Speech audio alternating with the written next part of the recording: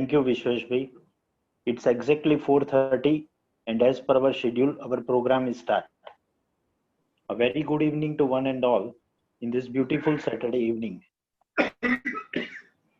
A very warm and cordial welcome to the dignitaries C.A. Bharatbhai Popat. Today's subject is flavor of the year, as stock market is significantly increased from its low on March 20. It is to be said that with this period, more public has been involved compared to previous year in stock trading, with a lot of changes done in last few years towards share transactions under Income Tax Act, be it taxability of capital gain, grandfather feature, dividend taxable amount, amount received as capital reduction, etc. With all to get clarity, we have invited master of the subject, C.A. Bharatbhai.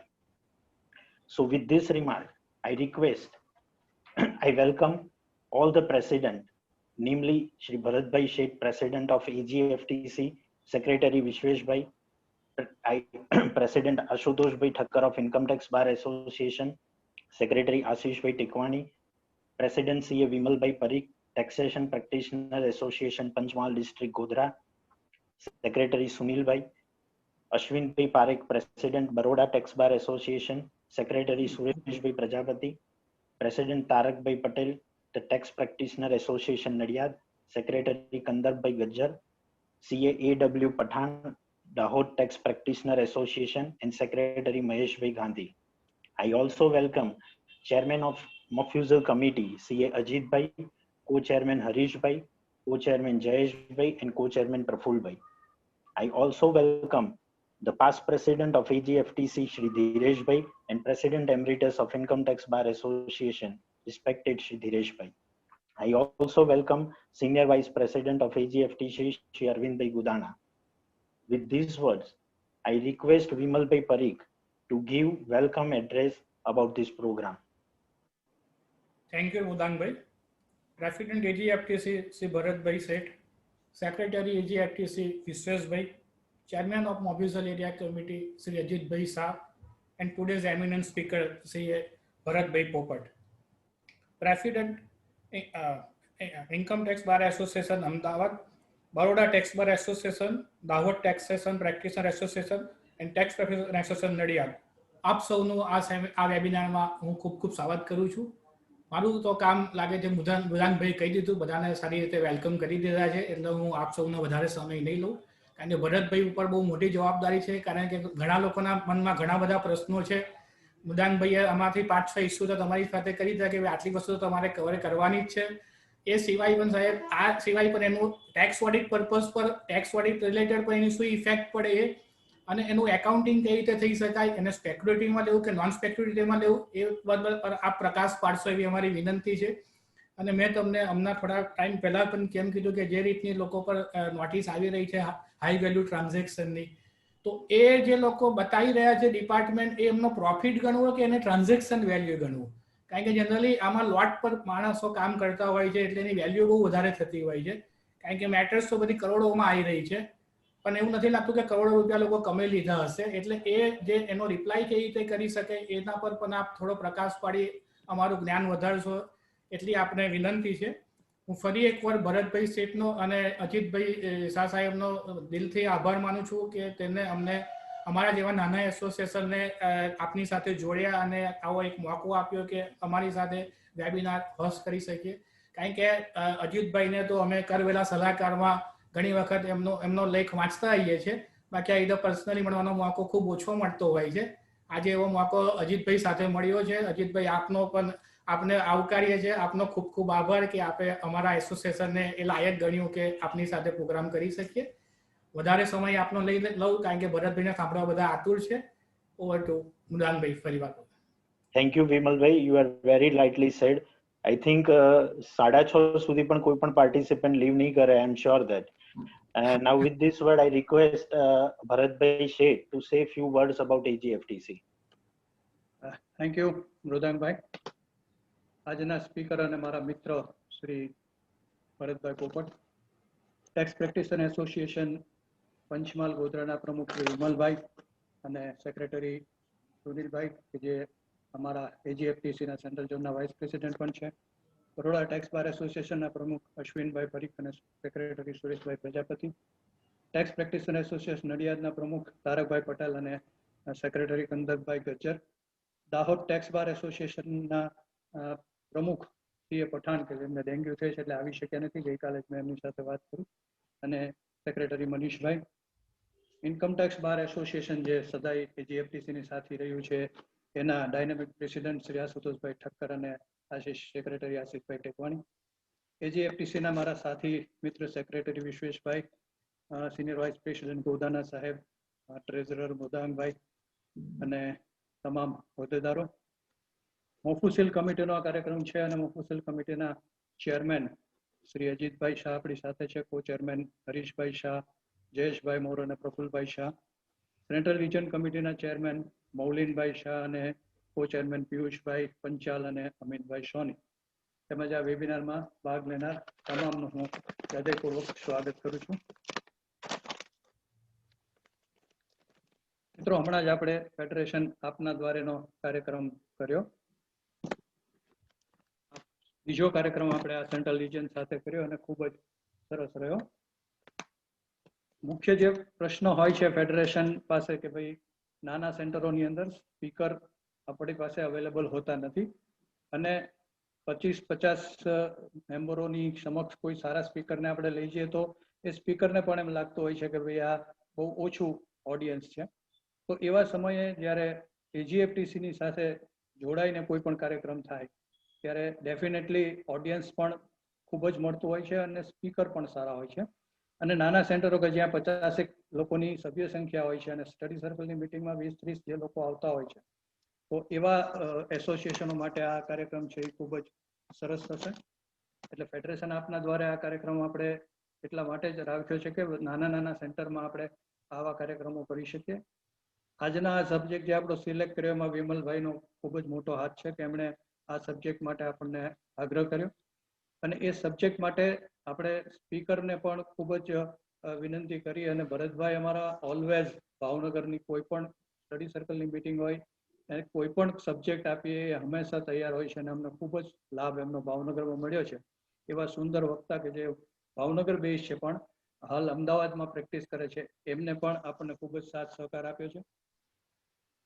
આપણા ફેડરેશનનો આ વર્ષનો બીજો એક project હતો આપણો membership ડ્રાઈવનો.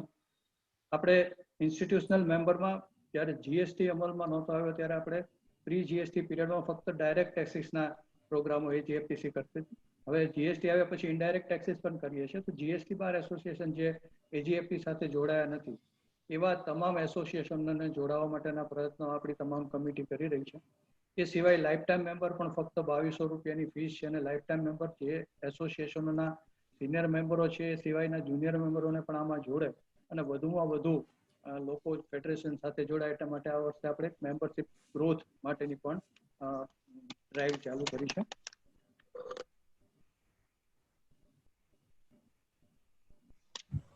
આજનો વિષય જે છે ખૂબ જ અગત્યનો એટલા માટે છે કે શેર બજારની અંદર બધા બધું જાણે છે એવું માનીએ છીએ અને બધા કશું જ જાણતા નથી એમ આપણે સમજીએ છીએ. અને શેર બજારમાં એવું છે કે આપણે જ્યારે વેચવા જઈએ ત્યારે ભાવ ઘટતા હોય છે અને ખરીદ્યા પછી ભાવ વધતા હોય.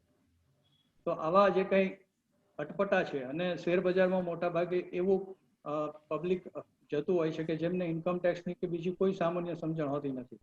હમણાં જેમ વિમલભાઈએ કીધું એમ કે હાઈ વેલ્યુ ટ્રાન્ઝેક્શનની જ્યારે નોટિસ આવે ત્યારે ખબર પડે, તો આપણી પાસે રિટર્ન ભરાઈ ગયું હોય, સ્ક્રુટિની નોટિસ આવે ત્યારે ખબર પડે કે ભાઈ 1 કરોડનું તો શેર બજારનું ટ્રાન્ઝેક્શન એમણે કરેલું છે જે રિટર્નમાં ક્યાંય બતાવ્યું જ નથી. તો આવા એક ગંભીર વિષય ઉપર આપણી પાસે ખૂબ સરસ વક્તા છે. ભરતભાઈ વિશે તો હું એટલા માટે કહી શકું એમ છું કે અમે બંને ખૂબ સાથે કામ કર્યું છે. ભરતભાઈ ભાવનગરનું અમારું ગૌરવ છે અને મારી દીકરી જ્યારે CA થઈ ત્યારે 6 મહિના માટે મેં ભરતભાઈના હાથ નીચે ટ્રેનિંગ માટે મૂકેલી. એ ભરતભાઈ સાથે ડાયસ શેર કરવાનો પણ ઘણો બધો મોકો મળ્યો છે. ગયા વર્ષે જ આપણે AGFTCનો કાર્યક્રમ કર્યો હતો, બજેટ એનાલિસિસ ભાવનગરમાં. એમાં ભરતભાઈ અને ભાવનગરના જ પણ ત્યારે અમદાવાદમાં સ્થાયી એવા સરજુભાઈ મહેતા સાથે હું પણ સ્પીકર તરીકે હતો. આમ ભરતભાઈ વિશે ઘણું બધું કહી શકાય એમ છે પણ એમના ઇન્ટ્રોડક્શનમાં પણ આપણે વિશેષ માહિતી જાણીશું. આજનો આપણે આ કાર્યક્રમ શરૂ કરીએ. હું મૃદાંકભાઈને વિનંતી કરીશ કે આગળની કાર્યવાહી. Thank you, Bharatbhai. Now I request Chartered Accountant and past President of AGFTC, Shri Ajitbhai Shah, to say few words about Mofussil program.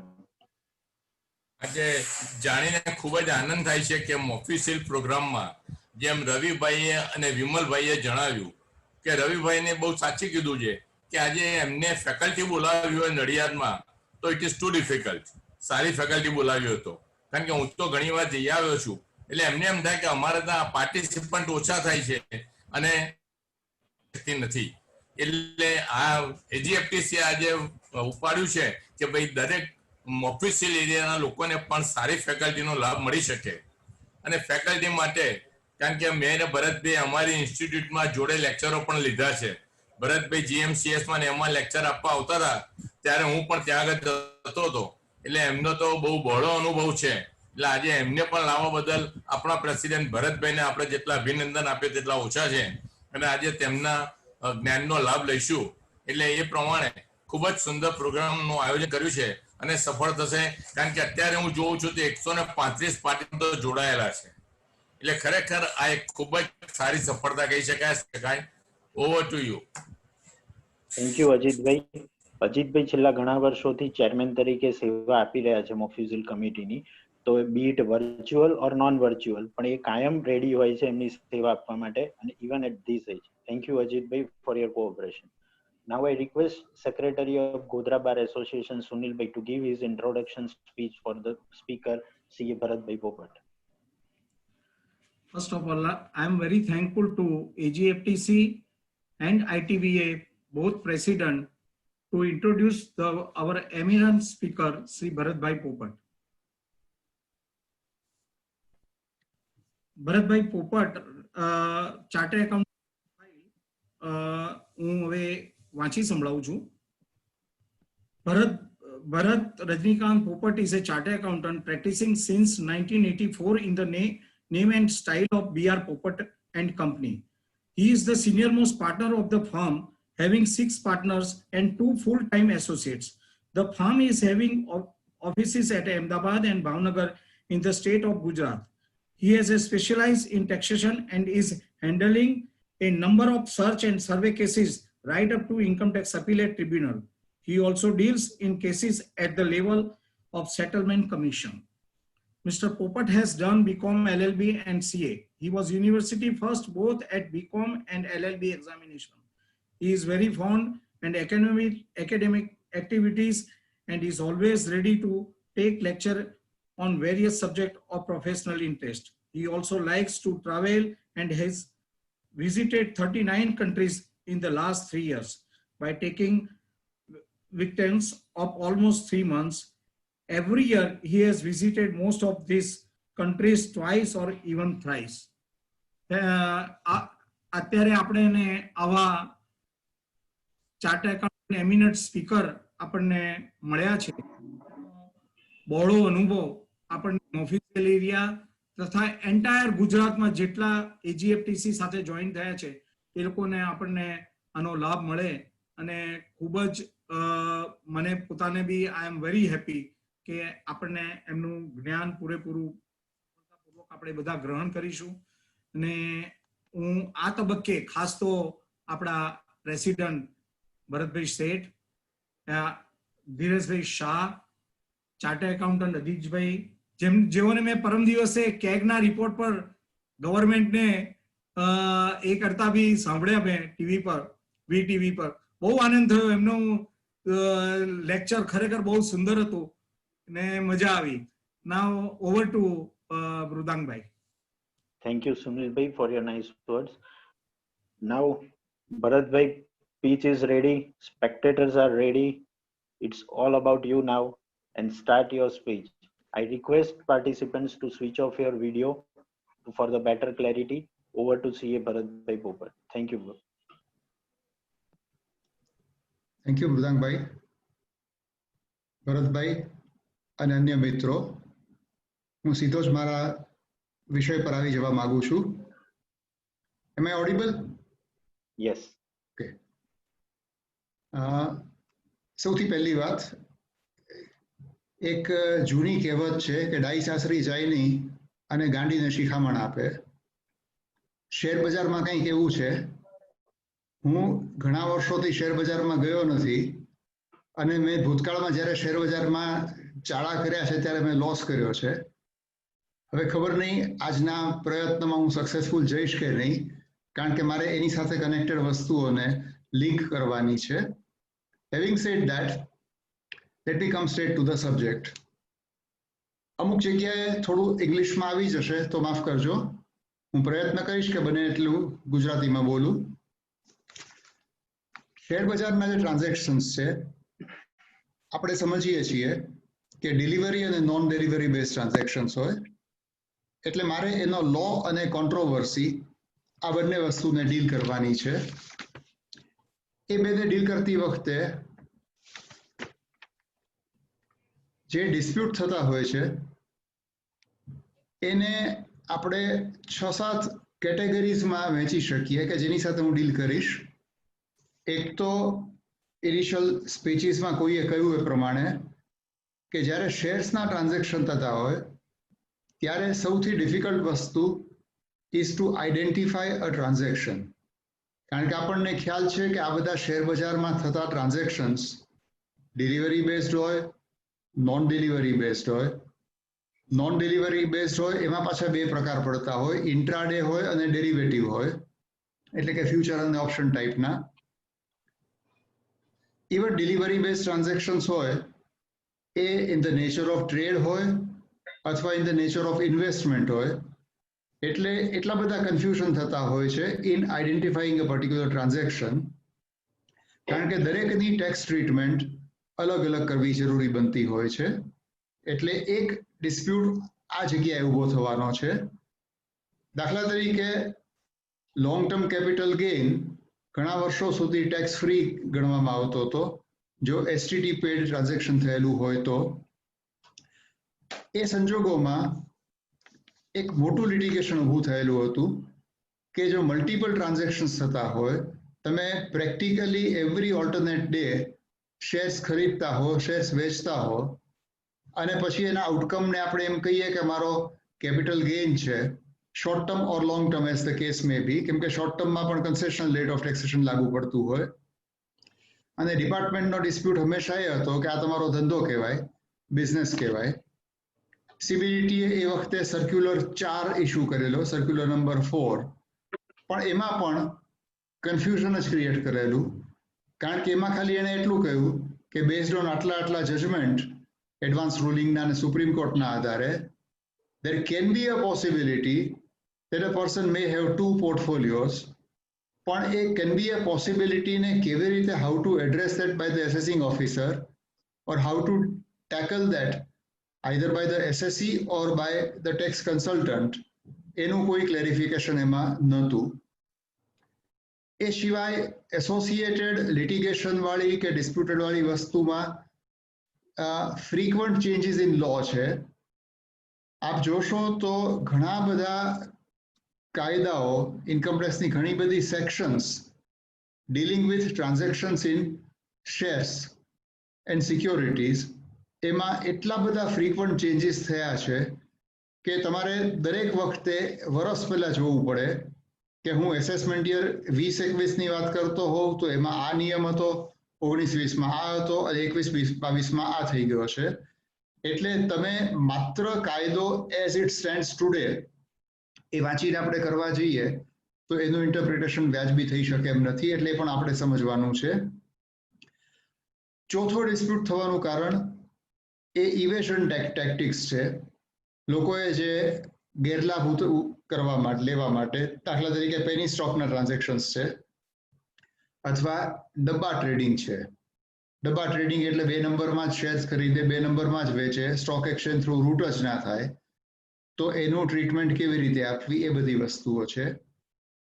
અને ઇમ્પ્રોપર એકાઉન્ટિંગ, સૌથી મોટો પ્રશ્ન ટેક્સ પ્રેક્ટિશનર્સને અને ચાર્ટર્ડ એકાઉન્ટન્ટ્સને એ ઇમ્પ્રોપર એકાઉન્ટિંગની બાબતનો આવતો હોય છે. કારણ કે જ્યારે કોઈ એકાઉન્ટન્ટે એકાઉન્ટિંગ કરેલું હોય ત્યારે જો એ પોતે એક ડોક્યુમેન્ટ, એક બિલ, એક ઇન્વોઇસ, એક વાઉચર લઈ અને વેરીફાઈ ના કરે કે આ એફએનડો છે કે ઇન્ટ્રાડે છે કે ડિલિવરી બેઝ છે અને એનું જો સેપરેટ એકાઉન્ટિંગ ના કર્યું હોય તો પછી એનું જે ફાઇનલ આઉટકમ છે પ્રોફિટ કે લોસ એને કયા હેડ નીચે લઈ જવું, એનું ક્વોન્ટિફિકેશન કેવી રીતે કરવું, એના સેટ ઓફના રૂલને કેવી રીતે આપણે ઇમ્પ્લિમેન્ટ કરવા, આ બધી વસ્તુઓ ઘણી બધી અઘરી પડી જતી હોય છે. અને છેલ્લો ડિસ્પ્યુટ ઇન્ટરપ્રિટેશનનો. ઇન્કમટેક્સની અમુક સેક્શન્સ એવી છે આપણે ડીલ કરશું, ખાસ કરીને સેક્શન 73 વર્સસ સેક્શન 43(5) કે એમાં શું ડિફરન્સ છે બંને વચ્ચે. એમાં ઇન્ટરપ્રિટેશનના ઘણા બધા ઇશ્યુઝ ઊભા થતા હોય છે કે જેને લીધે દરેક વકીલ, દરેક ટેક્સ કન્સલ્ટન્ટ, દરેક ચાર્ટર્ડ એકાઉન્ટન્ટ કોઈનો કોઈ જગ્યાએ ભૂલ કરે એવી શક્યતા લેજિટિમેટ પણ રહેલી હોય છે. એટલે આ બધા ઇશ્યુઝને આપણે ડીલ કરવાના પ્રયત્ન મારે કરવાના છે અને હું કરીશ. એટલે આ બેકગ્રાઉન્ડ સાથે હું આગળ વધું છું. એ આગળ વધતા પહેલા અને મૂળ સબ્જેક્ટ પર આવતા પહેલા આપને એક બેઝિક વસ્તુ કહેવા માંગુ છું. ઇન્કમટેક્સ એક્ટ આપણે જોઈશું તો એમાં ઇન્કમ 5 પ્રકારની હોય છે: સેલરી, હાઉસ પ્રોપર્ટી, બિઝનેસ ઓર પ્રોફેશન, કેપિટલ ગેઇન અને ઇન્કમ ફ્રોમ અધર સોર્સિસ. આ 5 પ્રકારની અલગ અલગ ચેપ્ટર છે. આપ ઇન્કમટેક્સ એક્ટનું ખાલી ઇન્ડેક્સ પેજ કાઢીને જોશો ખ્યાલ આવશે કે ચેપ્ટર 4માં part A, C, D, E અને F છે.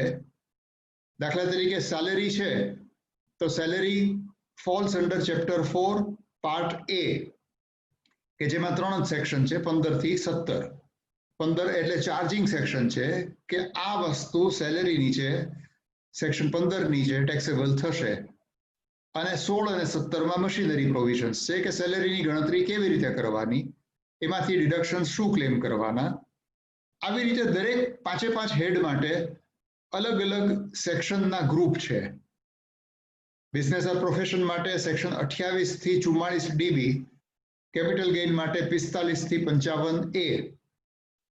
આ તમે જોશો તો કોઈ પણ એક હેડમાં તમારે ઇન્કમ ગણવી હોય તો એ હેડના મશીનરી પ્રોવિઝન્સને જ ધ્યાનમાં લઈ શકો તમે, બીજા કોઈ હેડના મશીનરી પ્રોવિઝન્સને ધ્યાનમાં ના લઈ શકીએ. મીન્સ વોટ કે મારે જો કેપિટલ ગેઇન નીચે આવકની ગણતરી કરવી હોય તો મારે સેક્શન 45 થી 55A સુધીના પ્રોવિઝન્સ જ જોવાના છે, મારે 28 થી 44 DB નથી જોવાના. એટલે મેં બિઝનેસ ઓર પ્રોફેશનમાં મને ધારો કે પગારનો ખર્ચ પણ બાદ મળતો હોય, વ્યાજનો ખર્ચ પણ બાદ મળતો હોય તો એ ખર્ચા મને કેપિટલ ગેઇનમાં બાદ ના મળે.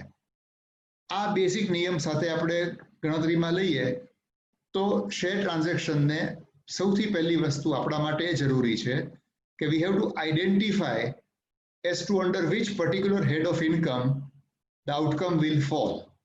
કારણ કે જ્યાં સુધી આપણે હેડ નક્કી નહીં કરીએ ત્યાં સુધી મશીનરી પ્રોવિઝન્સને આપણે આઈડેન્ટિફાઈ નહીં કરી શકીએ, અને જ્યાં સુધી મશીનરી પ્રોવિઝન્સને આઈડેન્ટિફાઈ નહીં કરી શકીએ ત્યાં સુધી એનું ક્વોન્ટિફિકેશન નહીં થાય. એટલે એક આ વસ્તુ ધ્યાનમાં રાખવી જરૂરી છે. અને બીજી વાત જરૂરી એ છે, આપ સેક્શન 70 થી 80 સુધીના ચેપ્ટરને જોશો, સેક્શન 70 થી 80 કે જેમાં સેટ ઓફના રૂલ્સ આપેલા છે, ખાસ કરીને સેક્શન 70, 71, 72, 73, 74 વગેરે. તો એમાં intra head adjustment, inter head adjustment, carry forward and set off વગેરેના નિયમ છે. અને એ બધામાં ડૂઝ એન્ડ ડોન્ટ્સ છે કે કઈ વસ્તુ કોની સામે સેટ ઓફ થાય અને કઈ વસ્તુ કોની સામે સેટ ઓફ ના થાય, કઈ વસ્તુ 4 વર્ષ સુધી જ કેરી ફોરવર્ડ થાય, કઈ વસ્તુ 8 વર્ષ સુધી કેરી ફોરવર્ડ થાય જો લોસ હોય તો. એટલે આ સેટ ઓફના રૂલ્સ માટે પણ આપણે શેરના ટ્રાન્ઝેક્શનને પ્રોપર આઈડેન્ટિફાઈ કરવા બહુ જરૂરી છે. એટલે આ બધા કોન્ટેક્સ્ટમાં આપણે જોઈએ તો એક મેં નાનો ચાર્ટ બનાવવાના પ્રયત્ન પહેલા કર્યા છે. એટલે હું પહેલા ચાર્ટ પર આવું, હું સ્ક્રીન શેર કરું પહેલા, અને પછી આપણે પ્રયત્ન કરીએ એમાં થોડુંક ઊંડા ઉતરવાનો.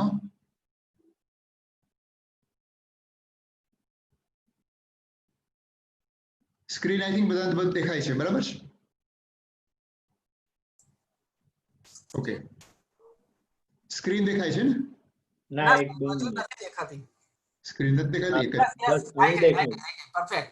આવી ગઈ ઓકે ઓકે આ મેં થોડુંક સિમ્પ્લિફાઈ કરવાનો પ્રયત્ન મેં કરેલો છે 2 પાનામાં સ્ક્રીન છે પહેલા શું છે હું સમજાવી દઉં ટેક્સેબિલિટી ઓન ટ્રાન્સફર ઓફ શેર્સ એમાં મેં સેક્શન 73 ને કન્સિડર નથી કરી એના પર હું અલગ રીતે ડિસ્કશન કરીશ એટલે સેક્શન 73 ને આપણે કન્સિડર ના કરીએ તો શેરના ટ્રાન્ઝેક્શન્સને આપણે કેવી રીતે ડીલ કરી શકીએ તો બેસિકલી એના મેં 2 પાર્ટ પાડ્યા છે એક તો એવા ટ્રાન્ઝેક્શન્સ શેર્સના કે જે મેં રેકોગ્નાઇઝડ સ્ટોક એક્સચેન્જ થ્રુ થયેલા છે જેના પર મેં ખરીદી અને વેચાણ બંને જગ્યાએ સિક્યોરિટી ટ્રાન્ઝેક્શન ભરેલો છે okay this is one part of the transaction one set of transactions જેમાં પરચેસ વખતે પણ એસટીટી ભરાયેલો હતો અથવા એ શેર્સ મને ઓરિજિનલ એલોટમેન્ટમાં વગેરે મળેલા અથવા 2004 પહેલા ખરીદેલા હતા જ્યારે એસટીટી હતો જ નહીં આ બધી વસ્તુ અહીં આવી જાય છે એટલે એવા ટ્રાન્ઝેક્શન્સ કે જેમાં બંને વખતે એસટીટી ભરાયેલો હોય અને બંને ટ્રાન્ઝેક્શન્સ ખરીદીના અને વેચાણના શેર બજારમાંથી થયેલા હોય સ્ટોક એક્સચેન્જમાંથી થયેલા હોય અને એ સિવાયના ટ્રાન્ઝેક્શન એ સિવાયના એટલે એવા કે જે શેર બજાર થ્રુ ના થયા હોય અથવા ખરીદી શેર બજાર થ્રુ નથી થઈ મેં ડાયરેક્ટ ફિઝિકલ ખરીદેલા છે વેચાણ હું શેર બજારમાંથી કરું છું અથવા પ્રાઇવેટ લિમિટેડ કંપનીના શેર્સ છે અથવા મેં ઓફ માર્કેટ ખરીદ્યા છે ને વેચ્યા છે આ બધી વસ્તુઓ પહેલી કેટેગરીમાં પાછા એના 2 પાર્ટ પડે મેં શેર બજાર થ્રુ એસટીટી પે ટ્રાન્ઝેક્શન્સ કર્યા છે that can be categorized in 2 ways એક તો I have done that those transactions as part of my regular business અથવા I have carried out those transactions as part of my investment મારી પાસે મારું saving છે મારી કેપિટલ છે એમાંથી મેં અમુક પૈસાના શેર્સ ખરીદ્યા હોય ડીમેટમાં ચડાવ્યા હોય ડિલિવરી લીધેલી હોય અને પછી મેં આગળ જઈને વેચ્યા હોય as part of my investment મારો ધંધો શેર બજારનો નથી એ કેટેગરી પહેલી કેટેગરીમાં પાછા 2 પાર્ટ પડે મેં as part of my business share transactions કર્યા છે તો એ ડિલિવરી બેઝ છે કે નોન ડિલિવરી બેઝ છે જો ડિલિવરી બેઝ ટ્રાન્ઝેક્શન્સ છે અને મેં બિઝનેસ તરીકે કરેલું છે એટલે હું કોઈ શેરનો ટ્રેડર છું અને હું as a regular feature shares ખરીદું છું વેચું છું અને if I admit myself to be a trader in shares તો delivery based transactions પણ normally will generate business income અને જો business income generate થાય તો obviously એ મારી business income માં જશે એટલે કે એનું taxation જે છે એ normal મારી જે business income થતી હશે 30% વગેરે જે થતું હોય એ પ્રમાણે મારે ટેક્સ ભરવો પડશે પછી ભલે મારું શેર હોલ્ડિંગ 1 વર્ષ ઉપરનું હોય કે 1 વર્ષની નીચેનું હોય એનું કોઈ મહત્વ રહેતું નથી એમાં એક જ અપવાદ છે કે સર્ક્યુલર 4 જે છે સીબીડીટીનો એ પ્રમાણે આપણે જઈએ અને જો આવો ટ્રેડર એવું સાબિત કરી શકે કે આટલા શેર્સ જે છે એ મેં ઇન્વેસ્ટમેન્ટ તરીકે ખરીદેલા હતા અને ઇન્વેસ્ટમેન્ટ તરીકે ખરીદ્યા છે એટલે વેચતા મને જે નફો મળશે એને હું મારો શોર્ટ ટર્મ કે લોંગ ટર્મ કેપિટલ ગેઇન ગણીશ તો એ વસ્તુ જો એ સાબિત કરી શકે એ પ્રૂવ કરી શકે તો એ વસ્તુ થઈ શકશે આમાં વધારે ડિટેલમાં હું પછી જઈશ પણ આ ડિલિવરી બેઝ ટ્રાન્ઝેક્શનની વાત થઈ non delivery base transaction as part of my business હું કરતો હોઉં તો again that can be divided in 2 parts derivative અને ઇન્ટ્રાડે ડેરિવેટિવ એટલે ફ્યુચર એન્ડ ઓપ્શન તો ડેરિવેટિવ ટ્રાન્ઝેક્શન સામાન્ય રીતે ડિલિવરીમાં ટ્રાન્સલેટ નથી થતા હોતા પણ ડિલિવરી ના થતી હોવા છતાં જો એમે એફએનડો ટ્રાન્ઝેક્શન કરેલા હોય અને સ્ટોક એક્સચેન્જ થ્રુ કરેલા હોય તો એને નોર્મલ બિઝનેસ ઇન્કમ ગણાશે સ્પેક્યુલેટિવ બિઝનેસ ઇન્કમ નહીં ગણાય એ ડિલિવરી ના હોવા છતાં એને સ્પેક્યુલેશન નહીં ગણાય નોર્મલ સ્ટાન્ડર્ડ બિઝનેસ ઇન્કમ અથવા સ્ટાન્ડર્ડ બિઝનેસ લોસ ગણાશે સેક્શન 43(5) પ્રમાણે પરંતુ જો મેં નોન ડિલિવરી બેઝ ટ્રાન્ઝેક્શન્સ ઇન્ટ્રાડેમાં કરેલા હશે ઇન્ટ્રાડેમાં કરેલા છે, ડેરિવેટિવ સેગમેન્ટમાં નહીં, તો એવા સંજોગોમાં એમાં જે કંઈ આઉટકમ આવશે એ હંમેશા it will generate into speculative business income or speculative loss as the case may be. એટલે એ વસ્તુ આપણે ખાસ ધ્યાન રાખવું પડે કે માત્ર નોન ડિલિવરી બેઝ છે એટલે સ્પેક્યુલેશન છે એવું માનવાની જરૂર નથી. વી નીડ ટુ ક્લેરિફાય કે ડેરિવેટિવ છે કે ઇન્ટ્રાડે છે. એટલે આ થયો પહેલો પાર્ટ. સામેની સાઈડ આપણે જઈએ. જો મેં ઇન્વેસ્ટમેન્ટ એઝ ઇન્વેસ્ટમેન્ટ કરેલું હોય, અરે મેં શેર્સના transaction as part of my investment કરેલા હોય,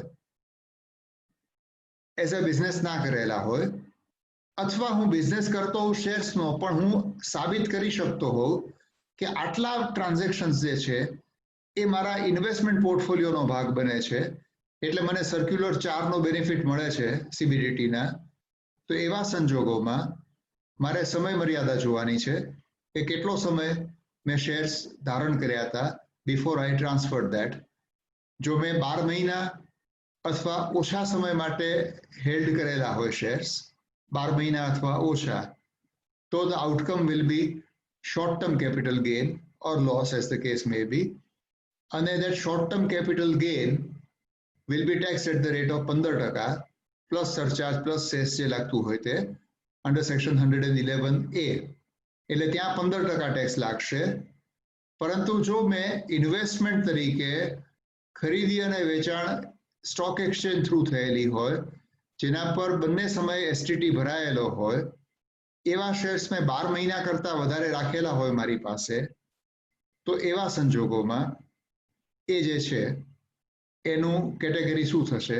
if relates to transfer of equity shares હોય, અથવા ઇક્વિટી ઓરિએન્ટેડ મ્યુચ્યુઅલ ફંડ હોય, અથવા યુનિટ ઓફ બિઝનેસ ટ્રસ્ટ હોય, તો એમાં 1 લાખનું બેઝિક એક્ઝેમ્પશન છે અને પછી 10% લાગુ પડશે.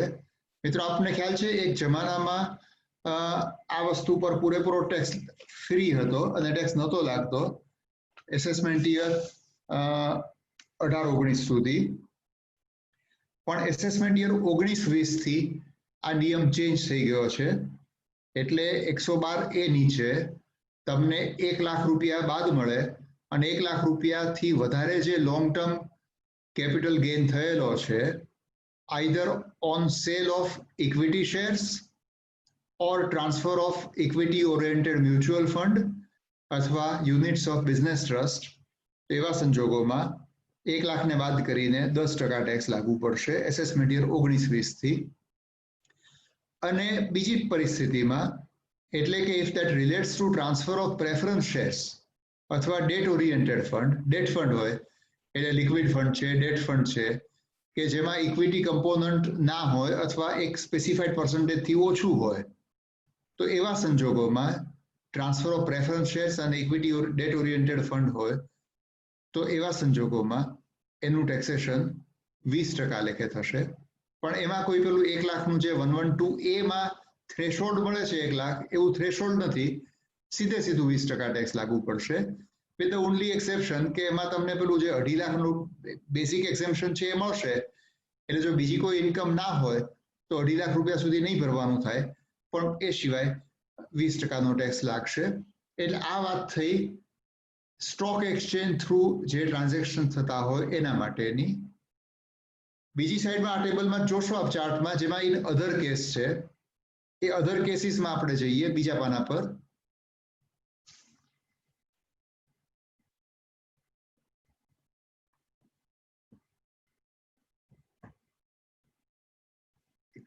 Page change.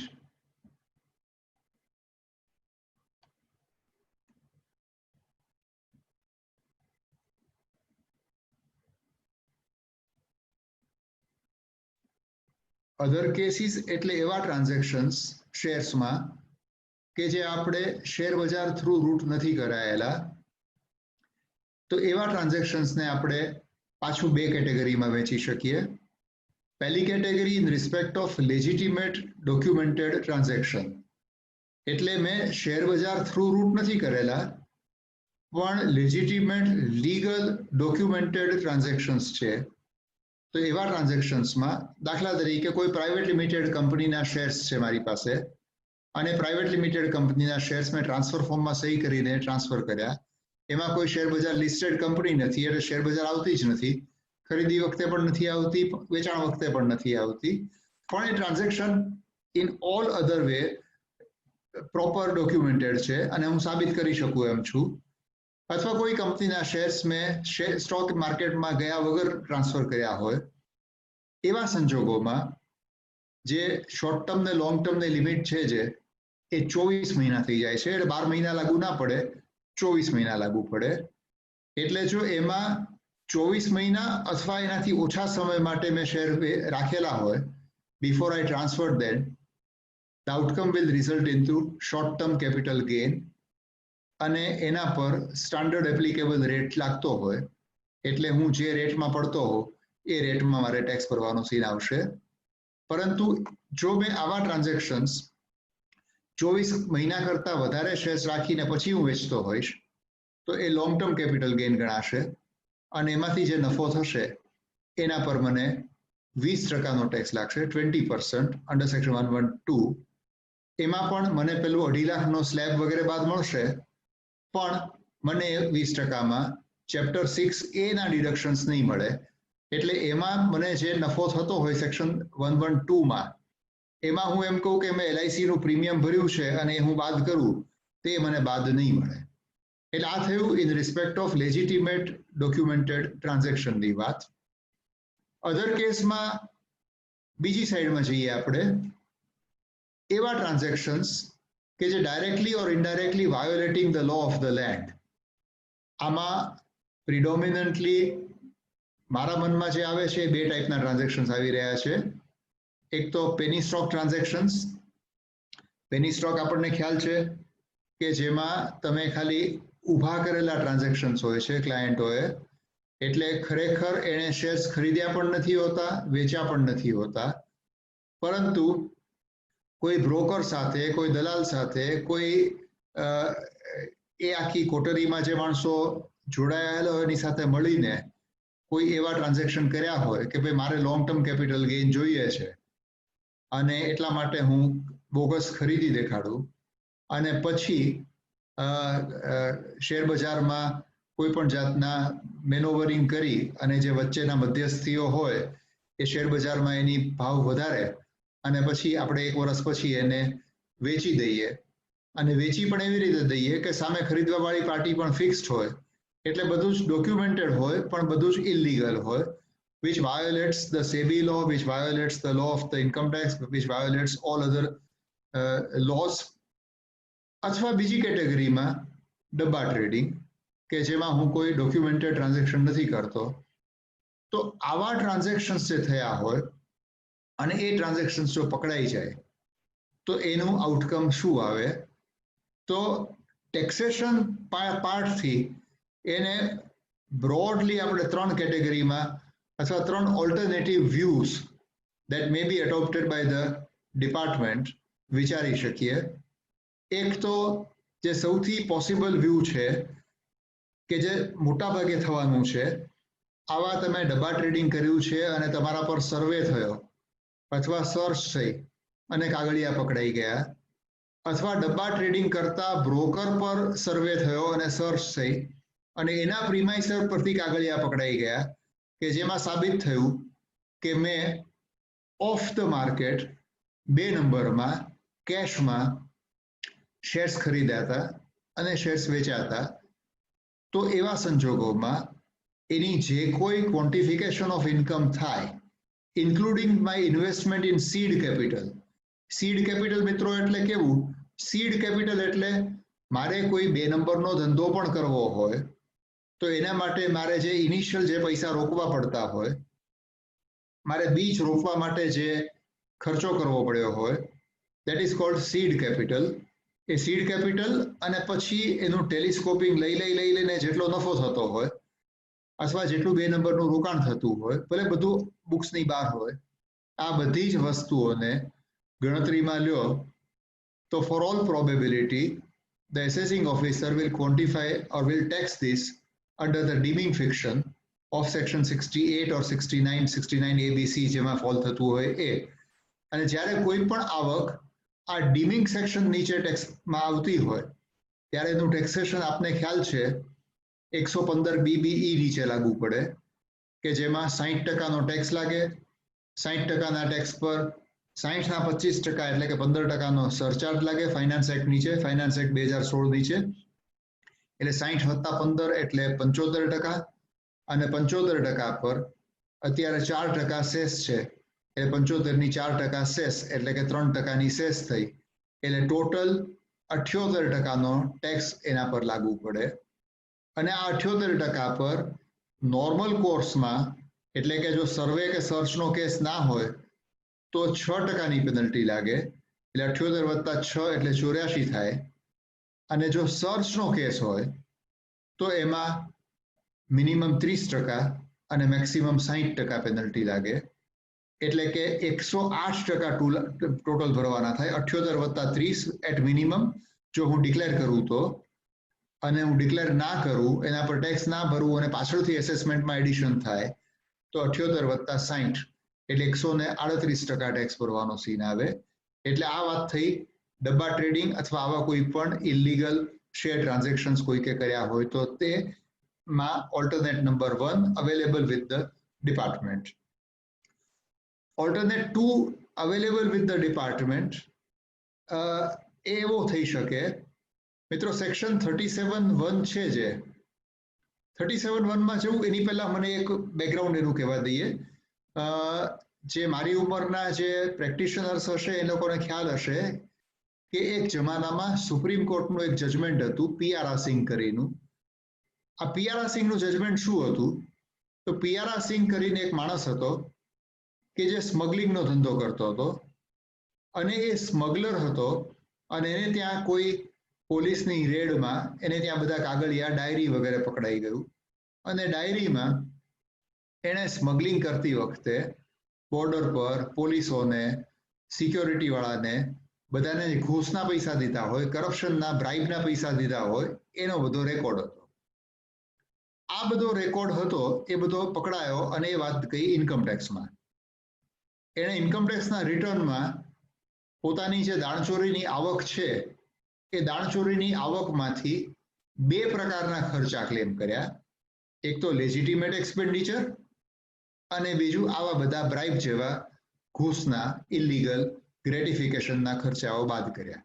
એટલે એણે એમ કહ્યું કે ભાઈ મને મારા સ્મગલિંગના ધંધામાંથી મારી ગ્રોસ આવક છે 50 લાખ રૂપિયા મળી, પણ 50 લાખમાંથી મારો 10 લાખ રૂપિયાનો ખર્ચો થયો પગાર દેવાનો કે એકાઉન્ટન્ટ રાખવાનો કે માણસો રાખવાનો, સ્ટાફ રાખવાનો, ડ્રાઈવર રાખવાનો વગેરે, 10 લાખ ગયા, અને બીજા 35 લાખ રૂપિયા મારે ઘૂસના થયા કે જે મારે બોર્ડર પર દેવા પડ્યા વગેરે.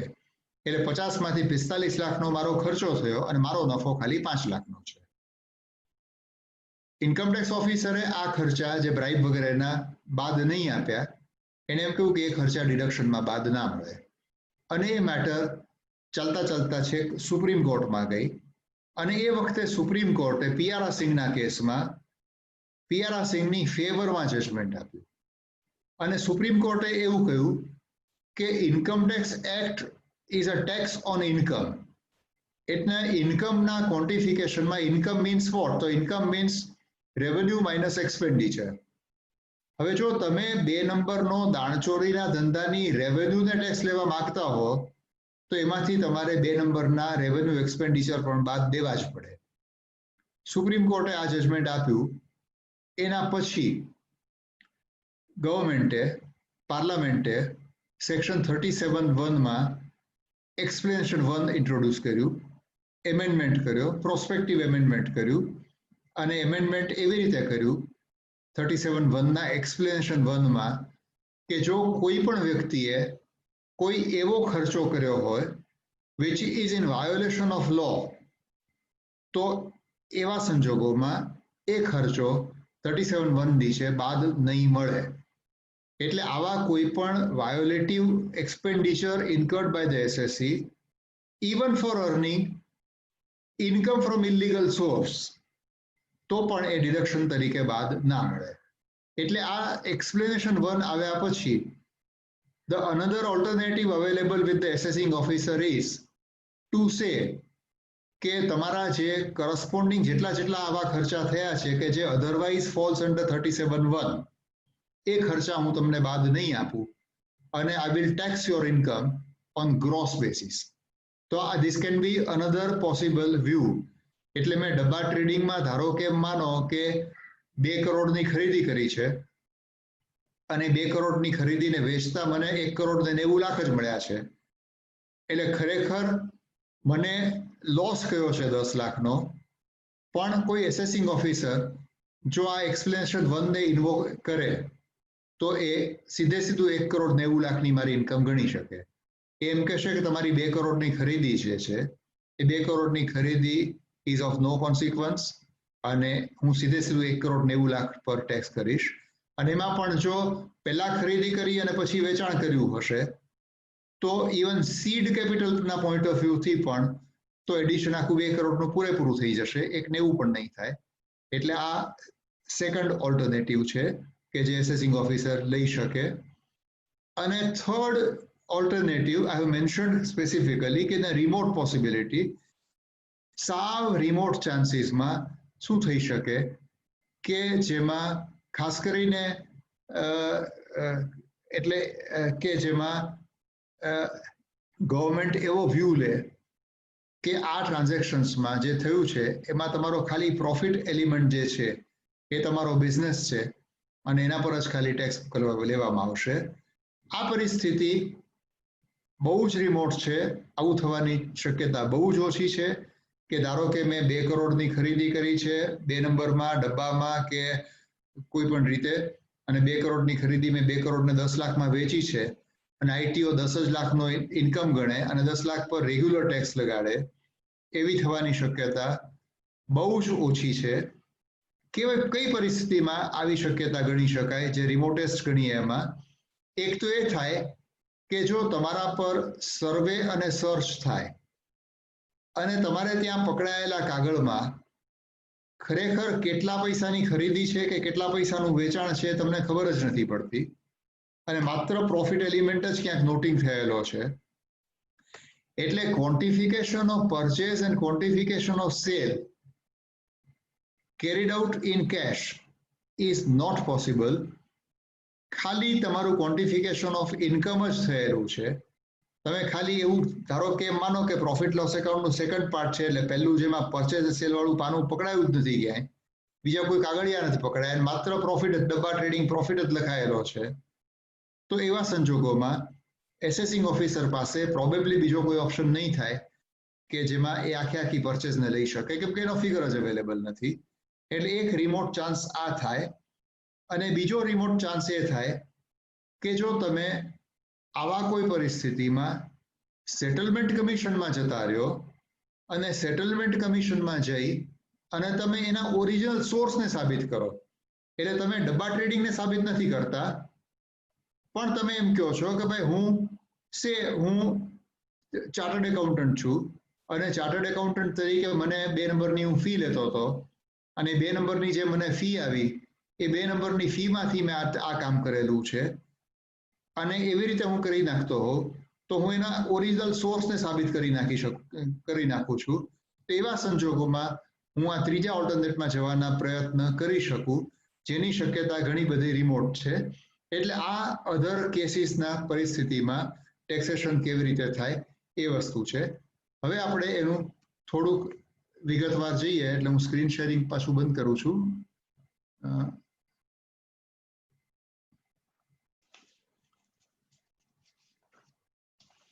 હવે કેટલીક બેઝિક વસ્તુઓ છે એ આપણે સમજવા માટે પ્રયત્ન કરીએ. એ પ્રયત્ન કરવા માટે હું અલગ અલગ શબ્દોને એટલે મારે ઇન્કમ ટેક્સ એક્ટમાંથી અમુક વસ્તુ હું લેવા માંગુ છું કે જે આપણે સમજવા માટેના પ્રયત્ન કરીએ. પહેલી વસ્તુ સેક્શન સ્ક્રીન શેર તો કરવી જ પડશે.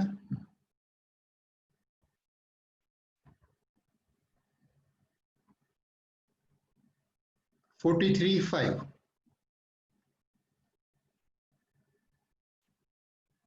આપ જોશો સેક્શન 43 જે છે એ ચેપ્ટર 4D નો પાર્ટ છે. 4D એટલે બિઝનેસ ઇન્કમના કમ્પ્યુટેશનને જે લાગુ પડતી વસ્તુ છે તે. અને એમાં 43 નું હેડિંગ એમ કહે છે કે definitions of certain terms relevant to income from profits and gains of business or profession. Okay, એટલે અમુક શબ્દો જે ધંધાકીય આવકના કમ્પ્યુટેશન માટે જરૂરી હોય એની વ્યાખ્યા આપવામાં આવી છે. અને એમાં આપણે જઈએ સેક્શન 43(5) કે જે આપણા માટે બહુ જરૂરી છે. હું વાંચું છું પહેલા. Speculation transaction means a transaction in which a contract for the purchase or sale of any commodity, including stocks and shares, is periodically or ultimately settled otherwise than by the actual delivery or transfer of the commodity or scrips, provided that for the purposes of this clause. એટલે પહેલો part એમ કહે છે કે જ્યારે કોઈ shares કે securities કે કમોડિટીઝ કે સ્ક્રિપ્ટ છે એનું સેટલમેન્ટ તમે એકચ્યુઅલ ડિલિવરી વગર જ્યારે કરો ત્યારે એ ટ્રાન્ઝેક્શનને સ્પેક્યુલેશન કહેવાય. એટલે નોર્મલ કોર્સમાં આપણે એવું માનીએ કે જ્યારે ડિલિવરી નથી થઈ ત્યારે એ વસ્તુ સ્પેક્યુલેટિવ થાય કે જેમાં એફએન્ડો પણ આવી જાય. પણ એનો પ્રોવાઇઝો જે આપેલો છે એ હું વાંચું છું. Provided that for the purposes of this clause, a contract in respect of raw materials or merchandise entered into by a person in the course of his manufacturing or merchanting business to guard against loss through future price fluctuations in respect of his contracts for actual delivery of goods manufactured by him or merchandise sold by him. પહેલું A, B ને C more or less સરખા છે કે જે બે પ્રિડોમિનન્ટલી હેજિંગને relate કરે છે. એટલે મેં હેજ કરવા માટે આજે ધારો કે હું કોઈ મટીરિયલ ઇમ્પોર્ટ કર્યું હોય અને યુઝ એન્ડ સેલ સી છે અને યુઝ એન્ડ સેલ સીમાં મારે પેમેન્ટ જે ડોલરમાં કરવાનું છે આફ્ટર 6 months કરવાનું છે તે ડોલરના 6 મહિના પછીના પેમેન્ટને હેજ કરવા માટે મેં કોઈ ટ્રાન્ઝેક્શન કર્યું હોય તો એ હેજિંગ ટ્રાન્ઝેક્શન થયું. તો આ A, B અને C માં આવા ટ્રાન્ઝેક્શન્સમાં એમ કહે છે કે એને ભલે ડિલિવરી ના થતી હોય તો પણ એને સ્પેક્યુલેટિવ ગણવામાં નહીં આવે. આપણા માટે રેલેવન્ટ જે છે તે D અને E છે. સબ close D, an eligible transaction in respect of trading in derivatives referred to in clause AC of section 2 of the Securities Contracts Regulation Act 1956 carried out in a recognized stock exchange. એટલે તમે ડેરિવેટિવમાં એફએન્ડોમાં transaction કરેલા હોય અને એ transactions તમે recognise stock એક્સચેન્જમાં કરેલા હોય તો એવા ટ્રાન્ઝેક્શન્સને ભલે ડિલિવરી ના લેવામાં આવેલી હોય તો પણ સ્પેક્યુલેટિવ ગણવામાં નહીં આવે. અને E says that an eligible transaction in respect of trading in commodity derivatives carried out in a recognized stock exchange which is chargeable to commodities transaction tax under Chapter 7 of the Finance Act 2013 shall not be deemed to be speculative transactions.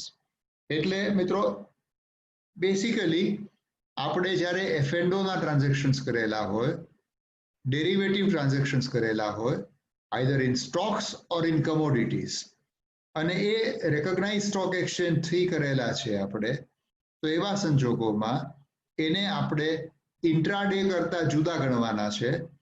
એટલે આવા F and O derivative transactions whether in stocks or whether in commodities will be treated as generating non-speculative regular business income. એટલે એને આપણે છૂટું પાડવું અહીંયા બહુ જરૂરી થશે. આની સાથે કનેક્ટેડ જે વસ્તુ જે છે એ છે સેક્શન 73. એટલે પહેલા આપણે આ બે સેક્શન જોઈ લઈએ પછી એનું થોડું ઇન્ટરપ્રિટેશનમાં આપણે જઈએ કારણ કે આ થોડું કોમ્પ્લિકેટેડ છે અને સમજવું બહુ જરૂરી છે. આ વસ્તુ કંપની માટે લાગુ પડે છે એટલે નોન કોર્પોરેટ એસએસસીએ જે કંઈ ટ્રાન્ઝેક્શન્સ કર્યા હોય એને લાગુ નથી પડતી. આનું જે એક્સપ્લેનેશન છે. અને 73 જે મેં પહેલા કહ્યું આપને કે એ સેટ ઓફની સેક્શનનો એક પાર્ટ છે એટલે સેક્શન 70 ટુ સેક્શન 80 70 થી 80 માં જે સેટ ઓફ અને કેરી ફોરવર્ડ માટેના જે નિયમો આપેલા છે એમાંની એક સેક્શન છે section 73 which deals with losses in speculation business. હું વાંચું છું section. Any loss computed in respect of a speculation business carried on by the SSC shall not be set off except against profits and gains, if any, of another speculation business. એટલે જો તમને સ્પેક્યુલેશનમાં loss થયો હોય તો speculation loss તમે માત્ર speculation ગેઇનની સામે જ સેટ ઓફ લઈ શકો, એ બીજી કોઈ પણ જગ્યાએ સેટ ઓફ ના થાય. એટલે જે તે વર્ષમાં પણ ના થાય અને કેરી ફોરવર્ડ થઈને બીજા વર્ષમાં પણ ના થાય. આ પહેલો નિયમ. Speculation loss can be set of only against speculation profit. આ પહેલો નિયમ. Subsection 2, where for any assessment year any loss computed in respect of a speculation business has not been wholly set off under subsection 1, so much of the loss as is not so set off, or the whole loss where the SSE had no income from any other speculation business, shall, subject to other provisions of this chapter, be carried forward to the following assessment year, and it shall be set off against the profits and gains, if any, of any speculation business carried on by him assessable for that assessment year, and if the loss cannot be wholly so set off, the amount of loss not so set off shall be carried forward to the following assessment year, and so on. Subsection 3, in respect of allowance of an account of depreciation or capital expenditure on scientific research, the provisions of subsection 2 of section 72 shall apply in relation to speculation business as they apply in relation to any other business. એ આપણને અત્યારે concern નથી. અને subsection 4, no loss shall be carried forward under this section for more than 4 assessment years immediately succeeding the assessment year for which the loss was first computed. એટલે આપણા માટે 1, 2 અને 4 બહુ મહત્વના છે. પહેલું કે જો મારો સ્પેક્યુલેશન બિઝનેસમાં લોસ હોય તો હું જે તે વર્ષમાં માત્ર સ્પેક્યુલેશન બિઝનેસના પ્રોફિટ સામે જ સેટ ઓફ લઈ શકું, રેગ્યુલર બિઝનેસ ઇન્કમ સામે સેટ ઓફ ના મળે કે બીજી કોઈ પણ બીજા હેડ નીચે સેટ ઓફ ના મળે. એ વર્ષમાં જો મારું આ સેટ ઓફ નથી થતું either in full or in part, તો જે સેટ ઓફ થયા વગરનો સ્પેક્યુલેટિવ લોસ છે એ પછીના વર્ષમાં કેરી ફોરવર્ડ થાય, બટ વિથ અ કન્ડિશન કે પછીના વર્ષ કે પછીના વર્ષોમાં પણ એ કેરી ફોરવર્ડ થયેલો જે લોસ છે સ્પેક્યુલેટિવ લોસ એ માત્ર સ્પેક્યુલેટિવ ગેઇનની સામે જ સેટ ઓફ થઈ શકે, બીજી કોઈ પણ ઇન્કમ સામે સેટ ઓફ ના થાય. આ સબસેક્શન 2 થઈ. અને સબસેક્શન 4 એમ કે છે નોર્મલી આપણને ખ્યાલ છે કે નોર્મલી બિઝનેસ લોસ વગેરે જે છે એ 8 વર્ષ સુધી આપણે કેરી ફોરવર્ડ કરી શકતા હોઈએ છીએ, ત્યારે સ્પેક્યુલેટિવ લોસમાં એની સમય મર્યાદા 4 વર્ષની છે. એટલે સ્પેક્યુલેશનનો લોસ છે તો that can be carried forward only for 4 assessment years immediately succeeding the assessment year in which the loss was first computed. એટલે જે વર્ષમાં લોસ છે તે અને એના પછીના 4 વર્ષ, એટલે ટોટલ 5 વર્ષ આપણને મળે એને સેટ ઓફ કરવા માટે. પણ હવે આપણા માટે મહત્વનું જે છે એ એનું એક્સપ્લેનેશન છે. એક્સપ્લેનેશન શું કહે છે? વેર એની પાર્ટ ઓફ, આ બહુ ધ્યાનથી સાંભળજો, બહુ મહત્વની વસ્તુ છે. વેર એની part of the business of a company, આ કંપનીને લાગુ પડે છે, where any part of a business of a company, હું બ્રેકેટેડ પોર્શનને અત્યારે હું સ્કીપ કરું છું, બ્રેકેટ પૂરો ક્યાં થાય છે, of a company consists, છેલ્લી 3 લાઈન પર આવું છું, where any part of the business of a company consists in the purchase and sale of shares of other companies, such company shall, for the purposes of this section, be deemed to be carrying on a speculation business to the extent to which the business consists of the purchase and sale of shares. એટલે જ્યારે કોઈ company બીજી કોઈ કંપનીના shares ખરીદતી અને વેચતી હોય, આ મિત્રો સમજવા ટ્રાય કરજો, બહુ મહત્વની વસ્તુ છે. આજે એક્સ પ્રાઇવેટ લિમિટેડ કે એક્સ લિમિટેડ કોઈ વાય પ્રાઇવેટ લિમિટેડના કે વાય લિમિટેડના શેર્સ ખરીદ્યા વેચ્યા, તો આ એક્સપ્લેનેશન એવું કહે છે કે જ્યારે કોઈ કંપનીએ બીજી કોઈ કંપનીના શેર્સ ખરીદ્યા અને વેચ્યા, તો એમાંથી જે રિઝલ્ટ મળશે એ રિઝલ્ટને ભલે ડિલિવરી બેઝડ હોય તો પણ deem to be carrying on speculation business, એટલે એને સ્પેક્યુલેશન બિઝનેસ ગણવામાં આવશે. અપવાદ શું છે? હવે બ્રેકેટ વાંચું છું. Other than a company whose gross total income consists mainly of income which is chargeable under that income from securities, interest from securities, income from house property, capital gain, and IFOS, income from other source, or a company the principal business for which is the business of trading in shares or banking or granting of loans and advances. એટલે mainly જે બેન્કિંગનું કામ કરતી હોય, ફાઇનાન્સિંગનું કામ કરતી હોય, અથવા જેને બીજી કોઈ બિઝનેસ ઇન્કમ ના હોય, જે માત્ર હાઉસ પ્રોપર્ટીને ભાડે આપીને ભાડું કમાવાનું, અથવા માત્ર ઇન્વેસ્ટમેન્ટનું કામ જ કરતી હોય, અથવા જેને માત્ર વ્યાજની જ આવક આવતી હોય, આવી કંપનીઓ સિવાયની બધી જ કંપની, એટલે પ્રેક્ટિકલી મોટાભાગની કંપનીઓ આવી જશે, કારણ કે મોટાભાગની કંપનીઓ કંઈક ને કંઈક ધંધો તો કરતી જ હોય છે અને એ લોકોની મેઇન સોર્સ ઓફ ઇન્કમ બીજો ધંધો હોવાનો. તો એક્સપ્લેનેશન પ્રમાણે જ્યારે કોઈ કંપનીએ શેર્સ ખરીદ્યા અને કંપનીએ શેર્સ વેચ્યા, તો એમાંથી જે કંઈ આઉટકમ થાય એ આઉટકમ ભલે ડિલિવરી બેઝ ટ્રાન્ઝેક્શન હોય તો પણ સ્પેક્યુલેશન બિઝનેસ ગણાશે, એવું આ એક્સપ્લેનેશન ટુ સેક્શન 73(4) સેઝ. હવે મિત્રો આ બે વસ્તુના કોન્ટ્રાડિક્શનને આપણે જોઈએ, કેમ કે જે બહુ ક્રુશિયલ છે.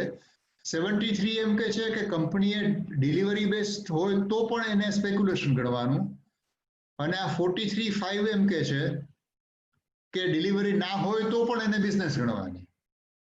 ઓકે, બે કોન્ટ્રાડિક્શન છે. એ કોન્ટ્રાડિક્શન માટેના લિટિગેશન જે થયા છે એની ચર્ચા મારે કરવી છે. એટલે એમાં આપણે બે ત્રણ જજમેન્ટ પર આપણે જઈએ. એક જજમેન્ટ છે ગુજરાત હાઈકોર્ટનું જજમેન્ટ છે, એટલે ગુજરાત હાઈકોર્ટથી આપણે શરૂ કરીએ. ગુજરાત હાઈકોર્ટનું જજમેન્ટ છે એપોલો વિકાસ સ્ટીલ્સ પ્રાઇવેટ લિમિટેડ. એને હું ખોલું, એક જ મિનિટ.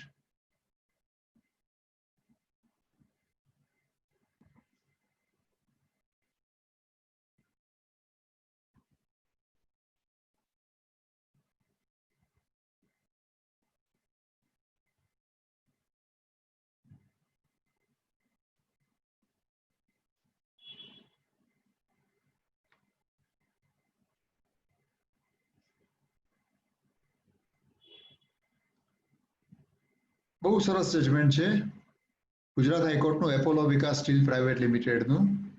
અને એ જજમેન્ટ એવું કહે છે, હું આ જજમેન્ટમાં ફેક્ટ શું હતી હું પહેલા આપને વાત કરું. પેરેગ્રાફ 5માં આપણે જઈએ તો વધારે ખ્યાલ આવશે.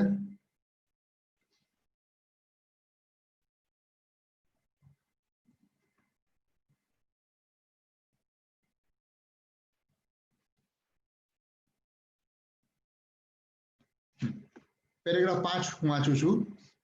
That leaves the sole surviving question C permitted to be added by us today, which reads as thus. કેમ કે કોઈ પણ જ્યારે હાઈકોર્ટનું જજમેન્ટ વાંચીએ ત્યારે ક્વેશ્ચન ઓફ લો જે એની સામે પુટઅપ કર્યો છે પહેલા આપણે વાંચવો જોઈએ, એટલે એ પહેલા વાંચીએ.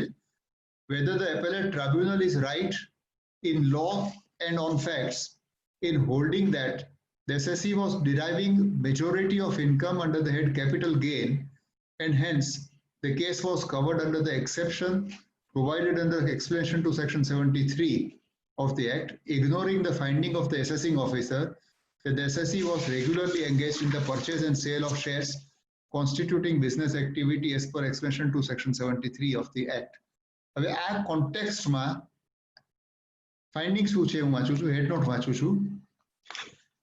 Assessment year 2005-6, SSE received certain income by sale of shares.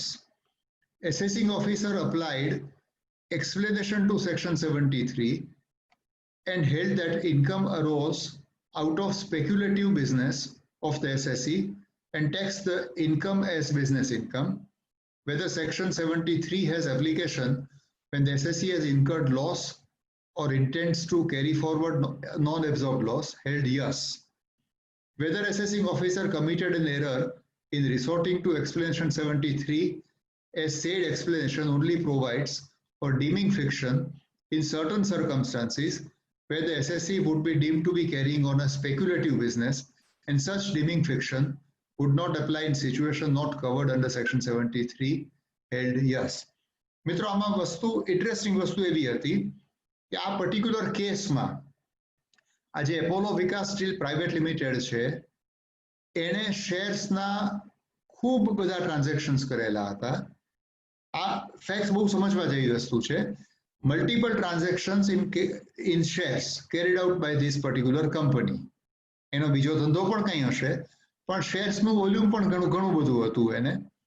અને શેર્સના ટ્રાન્ઝેક્શન્સમાંથી એને જે નફો મળ્યો, પ્રોફિટ થયો, લોસ નહોતો થયો, પ્રોફિટ થયો, એ પ્રોફિટને એને કેપિટલ ગેઇન તરીકે દેખાડ્યો. ઓકે, એટલે ઓરિજિનલ ડિસ્પ્યુટ જે થઈ શકતો હતો એ જુદો હતો કે એણે મલ્ટિપલ ટ્રાન્ઝેક્શન્સ કર્યા હોવા છતાં એણે as if that is part of his business transaction કર્યા હોવા છતાં એણે એને કેપિટલ ગેઇનના હેડ નીચે એની ઇન્કમ દેખાડી, જે શોર્ટ ટર્મમાં જતી હતી શોર્ટ ટર્મમાં, લોંગ ટર્મમાં જતી હતી લોંગ ટર્મમાં, અને એવી રીતે એનું રિટર્ન ભર્યું. હવે ઇન્કમ ટેક્સ ઓફિસર પાસે આ વસ્તુને ડીલ કરવાના બે રસ્તા હતા. એક રસ્તો એ હતો કે ઇન્કમ ટેક્સ ઓફિસર એમ કહે કે ભાઈ તમે આટલા બધા મલ્ટિપલ ટ્રાન્ઝેક્શન્સ કર્યા છે એટલે એ આ તમારું ઇન્વેસ્ટમેન્ટ ના ગણાય, આ તમારો બિઝનેસ ગણાય, અને એટલે માટે તમારો નફો જે છે એ બિઝનેસ ઇન્કમ તરીકે નોર્મલ ટેક્સ રેટથી એપ્લિકેબલ થાય. આવું કરવાને બદલે એસેસિંગ ઓફિસરે ભૂલ કરી હોય તો ગણ્યો તો ભૂલ, અને એને થોડું જુદી રીતે વિચાર્યું ગણો તો જુદી રીતે વિચાર્યું. એણે એમ કહ્યું કે ભાઈ તમારી આ પ્રાઇવેટ લિમિટેડ કંપની છે અને તમારી પ્રાઇવેટ લિમિટેડ કંપનીમાં તમે શેર્સના ટ્રાન્ઝેક્શન્સ કર્યા છે એટલે you fall under explanation to section 73 જે હમણાં આપણે વાંચી. અને એક્સપ્લેનેશન ટુ સેક્શન 73 નીચે જ્યારે કોઈ કંપની શેર્સના ટ્રાન્ઝેક્શન્સ કરે તો ડિલિવરી બેઝડ હોવા છતાં એ સ્પેક્યુલેટિવ ગણાય. એટલે સ્પેક્યુલેશનમાં કેપિટલ ગેઇન ના હોય, સ્પેક્યુલેશનમાં બિઝનેસ ઇન્કમ જ હોય, એટલે સ્પેક્યુલેશન ગણાય. અને સ્પેક્યુલેશન ગણાય એટલે આ તમારો કેપિટલ ગેઇન નથી, આ તમારો સ્પેક્યુલેશન બિઝનેસ છે, અને સ્પેક્યુલેશન બિઝનેસ છે એટલે that is liable for taxation at the normal rate of taxation. આ રીતે એસેસિંગ ઓફિસરે વ્યૂ લીધો. આ ડિસ્પ્યુટ આગળ જતા જતા ગુજરાત હાઈકોર્ટ સુધી પહોંચ્યો, અને ગુજરાત હાઈકોર્ટે એક હું ઘણા બધા લેક્ચર્સ હું કહેતો હોઉં છું, તમને દેશી ભાષામાં કહું છું, જે ઘોડાગાડીના ઘોડા હોય, હવે તો ઘોડાગાડી આપણને જોવાય નથી મળતી, પણ ક્યાંક ઘોડાગાડી તમે જુઓ તો જોજો એની આંખોની આજુબાજુ પેલા ડાબલા બાંધેલા હોય, આમ બે બાજુ. એટલે ડાબલા હોય એટલે એમાં શું થાય કે ઘોડાને માત્ર આગળનું જ દેખાય, એને સાઈડ વેઝ ના દેખાય. એટલે ડાબી અને જમણી બાજુનું ના દેખાય, એને ફ્રન્ટ જ દેખાય. હાઈકોર્ટમાં કે સુપ્રીમ કોર્ટમાં જ્યારે લિટિગેશન જતું હોય ત્યારે નોર્મલ કોર્સમાં High Court is supposed to deal only with the specific question referred to it without going into the periphery. એટલે એ ઘોડાના ડાબલા જેવી વસ્તુ આવી જાય. એટલે આવા સંજોગોમાં હાઈકોર્ટે માત્ર એ નક્કી કરવાનું હતું કે સેક્શન 73 નું એક્સપ્લેનેશન જ્યારે નફો હોય ત્યારે લાગુ પડે કે ના પડે. જ્યારે એસએસસી એ પ્રોફિટ કરેલો છે, જ્યારે એસએસસી ભલે પ્રાઇવેટ લિમિટેડ કંપની છે, એસએસસીએ શેર્સની ખરીદી અને શેર્સનું વેચાણ કરેલું છે, પણ જ્યારે શેર્સની ખરીદી ને વેચાણ કરીને એને નફો થયેલો છે, નુકસાન નથી થયેલું, તો એ વખતે સેક્શન 73 નું એક્સપ્લેનેશન લાગુ પડે કે ના પડે. અને એ કોન્ટેક્સ્ટમાં એણે હાઈકોર્ટે ઓબ્ઝર્વ કર્યું. એને માટે અગેન તમે જુઓ સેક્શન 73, મેં પાછું સ્ક્રીન પર ખોલ્યું. 73 નું હેડિંગ શું છે? Losses in speculation business. Speculation બિઝનેસમાં જતું નુકસાન. 73 નું પ્લેસમેન્ટ ક્યાં છે? તો સેક્શન 73 નું પ્લેસમેન્ટ સેક્શન 70 થી 80 સુધીનું જે ગ્રુપ છે એ 70 થી 80 નીચેનું ગ્રુપ છે એનું હેડિંગ પણ એ છે કે set of and carry forward of losses. એટલે 70 થી 80 નું સેક્શનનું ગ્રુપ છે set of and carry forward of losses. એમાં 73 નું હેડિંગ પણ છે લોસીસ ઇન સ્પેક્યુલેશન બિઝનેસ. અને એ હેડિંગ નીચે એ ગ્રુપ નીચે આ એક્સપ્લેનેશન આપેલું છે કે જે આપણે હમણાં વાંચ્યું. એટલે એના આધારે ગુજરાત હાઈકોર્ટે એવો વ્યૂ લીધો કે જ્યારે એક ડીમિંગ ફિક્શન ક્રિએટ થયું હોય, ડીમ્ડ પ્રોવિઝન્સ ઊભા થયેલા હોય, ત્યારે ડીમિંગ ફિક્શનમાં you cannot expand the scope of a deeming fiction. અને એટલા માટે ગુજરાત હાઈકોર્ટે એવો વ્યૂ લીધો કે આ સેક્શન 73 આ પરિસ્થિતિમાં લાગુ નહીં પડે. લાગુ એટલા માટે નહીં પડે કે એસએસસી ને આ શેરના ટ્રાન્ઝેક્શન્સમાં પ્રોફિટ થયો છે, લોસ નથી થયો. એટલે પ્રોફિટ નથી અને લોસ છે એટલા માટે એના માટે લાગુ ના પડે. અને એટલા માટે આ જે પ્રોફિટ છે એ પ્રોફિટ સ્પેક્યુલેશન પ્રોફિટ ના ગણાય. સ્પેક્યુલેશન પ્રોફિટ ના ગણાય. પણ એનો છેલ્લો પેરેગ્રાફ ગુજરાત હાઈકોર્ટનો જે ઘોડાના ડાબલા વાળી વાત કરું છું એ વાંચવા જેવો છે, બહુ સરસ છે. પેરેગ્રાફ 8 વાંચીએ આપણે. In the result we see no merit in the appeal. હવેનું મહત્વનું છે. We may clarify that if the assessing officer had, on the basis of some material at his command, given independent reasons to hold that the SSC was in the business of buying and selling shares, the treatment of income as that arising out of business income would be justified. But that is not the fact of the present case, and hence the tax appeal is dismissed. એટલે 8માં એને ચોખવટ કરી દીધી કે તમે કોઈ એવું stand ના લઈ શકો કે સ્પેક્યુલેટિવ બિઝનેસ નથી ગણાતી એટલે કેપિટલ જ ગણાય છે. પણ એને એમ કહ્યું કે ભાઈ એસેસિંગ ઓફિસરનું એવું કોઈ ફાઇન્ડિંગ નથી કે આ બિઝનેસ નથી ને કેપિટલ ગેઇન નથી ને બિઝનેસ છે. એનું તો એટલું જ ફાઇન્ડિંગ છે કે સેક્શન 73 લાગુ પડે. એટલે અમે એમ કહીએ છીએ કે સેક્શન 73 લાગુ ના પડે. અને એમ કરીને એને આ વસ્તુને છોડી દીધી. એટલે આ જજમેન્ટ પર આપણે રેશિયો ડિરાઈવ કરવા માંગીએ તો એટલો થાય કે જ્યારે કોઈ પણ પ્રાઇવેટ કે પબ્લિક લિમિટેડ કંપની હોય અને આવી કંપનીએ ઇવન ડિલિવરી બેઝડ શેરના ટ્રાન્ઝેક્શન્સ કરેલા હોય, તો એવા સંજોગોમાં જો એને કોઈ લોસ જાય, ડિલિવરી બેઝડ શેર ટ્રાન્ઝેક્શનમાં લોસ જાય, તો એ લોસ સિવાય કે એ પેલા એક્સેપ્શનમાં ફોલ થાય છે, બ્રેકેટેડ પોર્શનમાં ફોલ થતી હોય તો અલગ વાત છે. તેવા સંજોગોમાં એ કંપનીને ઇવન ડિલિવરી બેઝ ટ્રાન્ઝેક્શનમાં થયેલો લોસ સ્પેક્યુલેટિવ લોસ ગણાશે, નોન સ્પેક્યુલેટિવ લોસ નહીં ગણાય. પણ જો આ કંપનીને ડિલિવરી બેઝ ટ્રાન્ઝેક્શનમાં નફો થશે તો એ નફો કા રેગ્યુલર બિઝનેસ ઇન્કમ ગણાશે જો એ પાર્ટ ઓફ બિઝનેસ કરતી હશે તો, અથવા કેપિટલ ગેઇન ગણાશે જો એ પાર્ટ ઓફ ઇન્વેસ્ટમેન્ટ કરતી હોય તો. એટલે this is the ratio of this particular Gujarat high court judgment. આપણે એની સાથે કનેક્ટેડ બીજા 1-2 જજમેન્ટ છે એ આપણે લઈએ. વચ્ચે એક જ મિનિટ ભરતભાઈ, મારે ક્યાં સુધી લેવાનું છે? 6 કે 15 મિનિટ વધે તો ચાલે એમ છે? વધે તો ચાલશે સાહેબ, વધે તો ચાલશે. હા, નો પ્રોબ્લેમ. ચાલશે. અને હું જે રીતે લઈ રહ્યો બરાબર છે કે એમાં થોડો વધારે? પરફેક્ટ છે, પરફેક્ટ. બરાબર છે, બરાબર છે. Okay, thank you very much. હવે એક બીજું જજમેન્ટ આપણે લઈએ. એ જજમેન્ટ છે કલકત્તા હાઈકોર્ટનું. હું ઓપન કરું સ્ક્રીન પર.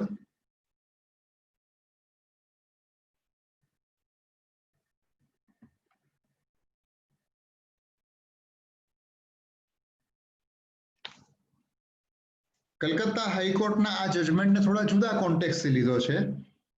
એમાં આ particular company Asian financial services limited જે હતી એને લોસ કર્યો હતો અને શેર્સમાં લોસ કર્યો હતો. પણ શેર્સ એને ડેરિવેટિવ થ્રી રૂટ કરેલા હતા. એટલે ડાયરેક્ટ શેરની ખરીદી અને વેચાણ નહોતું, ડેરિવેટિવનું હતું. એટલે એને એફ એન્ડ ઓ ટ્રાન્ઝેક્શન્સ કરેલા અને એફ એન્ડ ઓમાં એને લોસ કર્યો હતો. અને એ કોન્ટેક્સ્ટમાં એસેસિંગ ઓફિસરે સેક્શન 73 નું એક્સપ્લેનેશન ઇન્વોક કર્યું કે ભાઈ તમે કંપની છો અને તમને શેર્સમાં લોસ ગયો છે, એટલે શેર્સમાં લોસ ગયો છે એટલા માટે એણે એમ કહ્યું કે જો મારે 43.5 અને 73 વચ્ચેની સરખામણી કરવાની હોય તો I would go by section 73. એનું જે લોજિક હતું, એને લોજિક એવું કહ્યું કે એક જ મિનિટ, હું ક્યાં છે, ઓબ્ઝર્વ ધેટ, હા, અહીંથી લગભગ 5મી 6ઠી 7મી લીટીથી વાંચું છું. અહીંથી assessing officer however observed, I think આપ પહોંચી શકતા હશો 7મી લીટીથી. Assessing officer however observed that subsection 5 of section 43 is a general provision, whereas provision contained in section 73 is specific in nature. He thus concluded that loss was speculation loss and could not be set off against business income as explanation to section 73 would apply. એટલે assessing ઓફિસરનું logic આ હતું અને એક normally interpretation of સ્ટેચ્યુટના supreme કોર્ટના ઘણા બધા judgement છે કે જ્યારે સ્પેસિફિક અને જનરલ એવા બે અલગ અલગ ઇન્કમટેક્સમાં પ્રોવિઝન હોય અથવા કોઈ પણ કાયદામાં પ્રોવિઝન હોય તો one has to go by the specific provision and not by the general provision. એટલે સ્પેસિફિક વર્સસ જનરલમાં એસેસિંગ ઓફિસરે આવો વ્યૂ લીધો કે 43.5 જે છે કે જે એમ કે છે કે જે 43.5માં કે તમે F&O ટ્રાન્ઝેક્શન કરશો તો એ ભલે ડિલિવરી ના હોય તો પણ એ નોન સ્પેક્યુલેટિવ ગણાશે. એટલે that applies to a generality of all transactions. અને assessing officer took a stand કે 73 નું જે એક્સપ્લેનેશન જે છે એ સ્પેસિફિક પ્રોવિઝન છે કે જો કોઈ કંપની છે તો કંપનીના કેસમાં ભલે ડિલિવરી હશે તો પણ એને સ્પેક્યુલેટિવ ગણવાનું આવશે.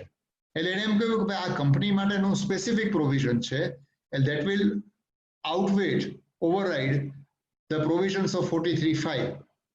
આ વ્યૂને કલકત્તા હાઈકોર્ટે એપ્રૂવ ના કર્યો અને કલકત્તા હાઈકોર્ટે એવો વ્યૂ લીધો કે જ્યારે ડીબિંગ ફિક્શન હોય, જે આપણે શરૂઆતમાં લીધું એ છે કે ડીબિંગ ફિક્શનમાં તમે એના સ્કોપને એક્સપાન્ડ ના કરી શકો.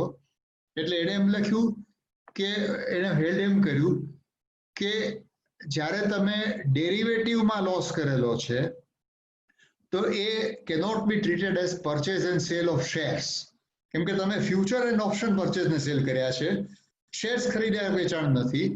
એટલે by treating derivative transaction as resulting into purchase and sale of shares will amount to expanding the ambit and scope of the deeming provision of explanation of section 73, which is not permissible.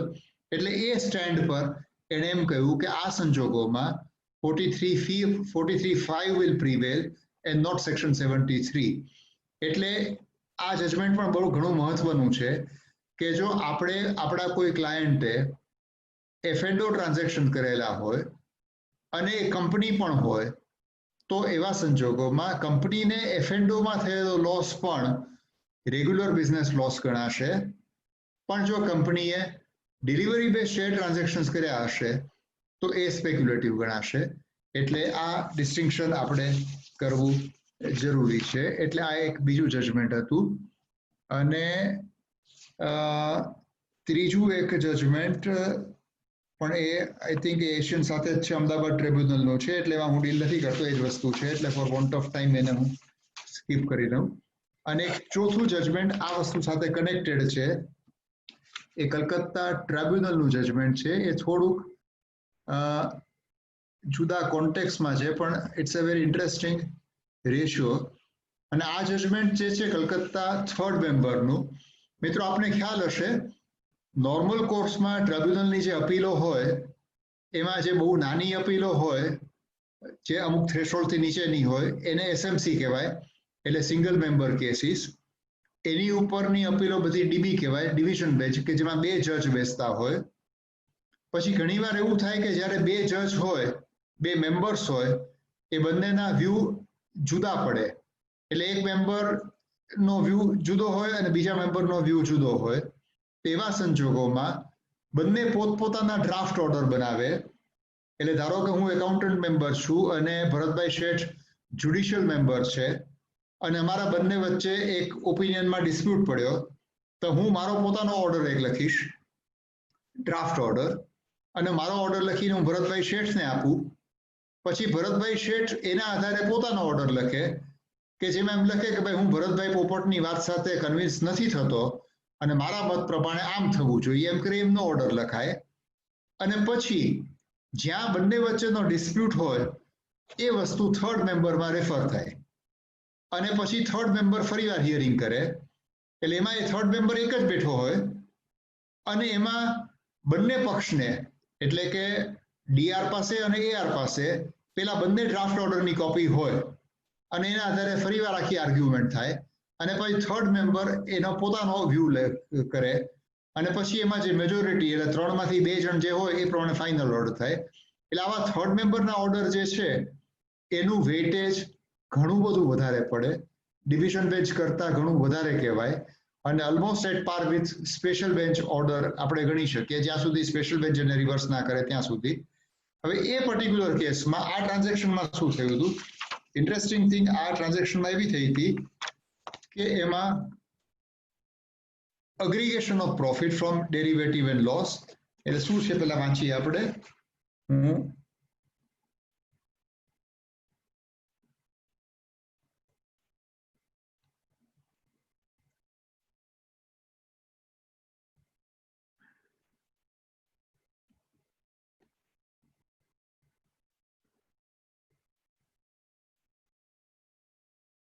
The legal position that emanates from various judicial pronouncements is that the explanation to section 73 does not differentiate between delivery-based transaction and derivative transaction in F&O segment. આટલા પૂરતું એનું observation જુદું પડ્યું કારણ કે આપણે હમણાં જોયું ગુજરાત હાઈકોર્ટે કલકત્તા હાઈકોર્ટે આના કરતા જુદો વ્યૂ લીધેલો છે. આ સબસિક્વન્ટ જજમેન્ટ હોવા છતાં એને આવો વ્યૂ લીધો છે. Legal position that emanates from various judicial pronouncements is that the explanation to section 73 does not differentiate between delivery-based transactions and derivative transactions in F&O segment, and same applies to the entire business of purchase and sale of shares, whether such trading is delivery-based or non-delivery-based, whether there is profit or loss from such business.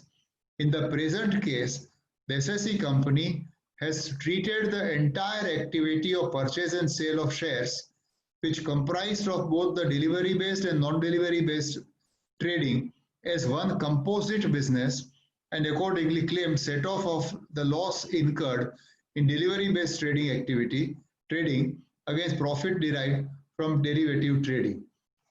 If the ratio of earlier judicial pronouncements is applied to the facts of the SSE's case, it follows that the aggregation of the share trading loss and profit from derivative transaction should be done before application of explanation to section 73, and where there was surplus profit on such aggregation, explanation to section 73 would not be applicable. Therefore, the view taken by the accountant member is correct. એટલે આમાં interesting વસ્તુ એ હતી કે ડેરિવેટિવમાં profit હતો અને પેલામાં loss હતો, delivery બેઝમાં લોસ હતો, ઊંધું નહોતું. એટલે એ સંજોગોમાં થર્ડ મેમ્બરે કલકત્તા ટ્રિબ્યુનલમાં આવો વ્યૂ લીધો કે ત્યાં એગ્રીગેશન કરવાનું, પણ આ એગ્રીગેશન કદાચ રિવર્સ કેસ સિચ્યુએશનમાં ચાલશે કે નહીં ચાલે એ ડાઉટફુલ થશે કારણ કે અહીંયા ડેરિવેટિવમાં પ્રોફિટ હતો એટલે એ વસ્તુ પણ આપણે જોવું પડે. એટલે આ જજમેન્ટ પણ સારું ઇન્ટરેસ્ટિંગ જજમેન્ટ છે which we have to consider while deciding. એટલે હવે પાછા આપણે પેલા ટેબલ પર આવતા રહીએ ચાર્ટમાં.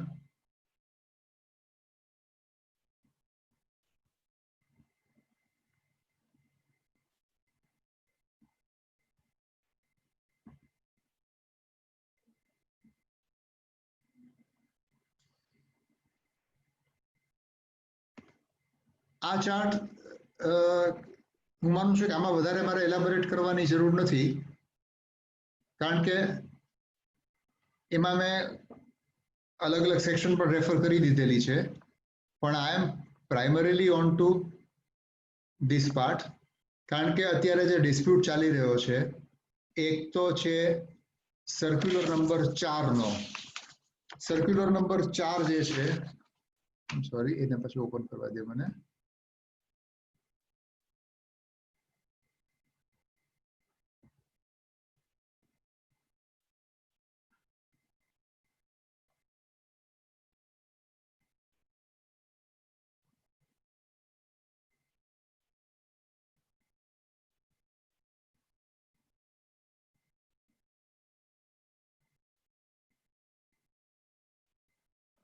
સર્ક્યુલર સેવ થયેલું નથી એટલે હું ખાલી મોટેથી વાંચું છું. ઇશ્યુ ખાલી એટલો હતો, circular number 4 of 2007 dated 15/6/2007. It starts with mentioning that the Income Tax Act makes a distinction between capital asset and trading asset. એટલે કઈ વસ્તુમાં બિઝનેસ ઇન્કમ થાય અને કઈ વસ્તુમાં કેપિટલ ગેઇન થાય. એમાં para 10 of that circular says, I'm just reading para 10.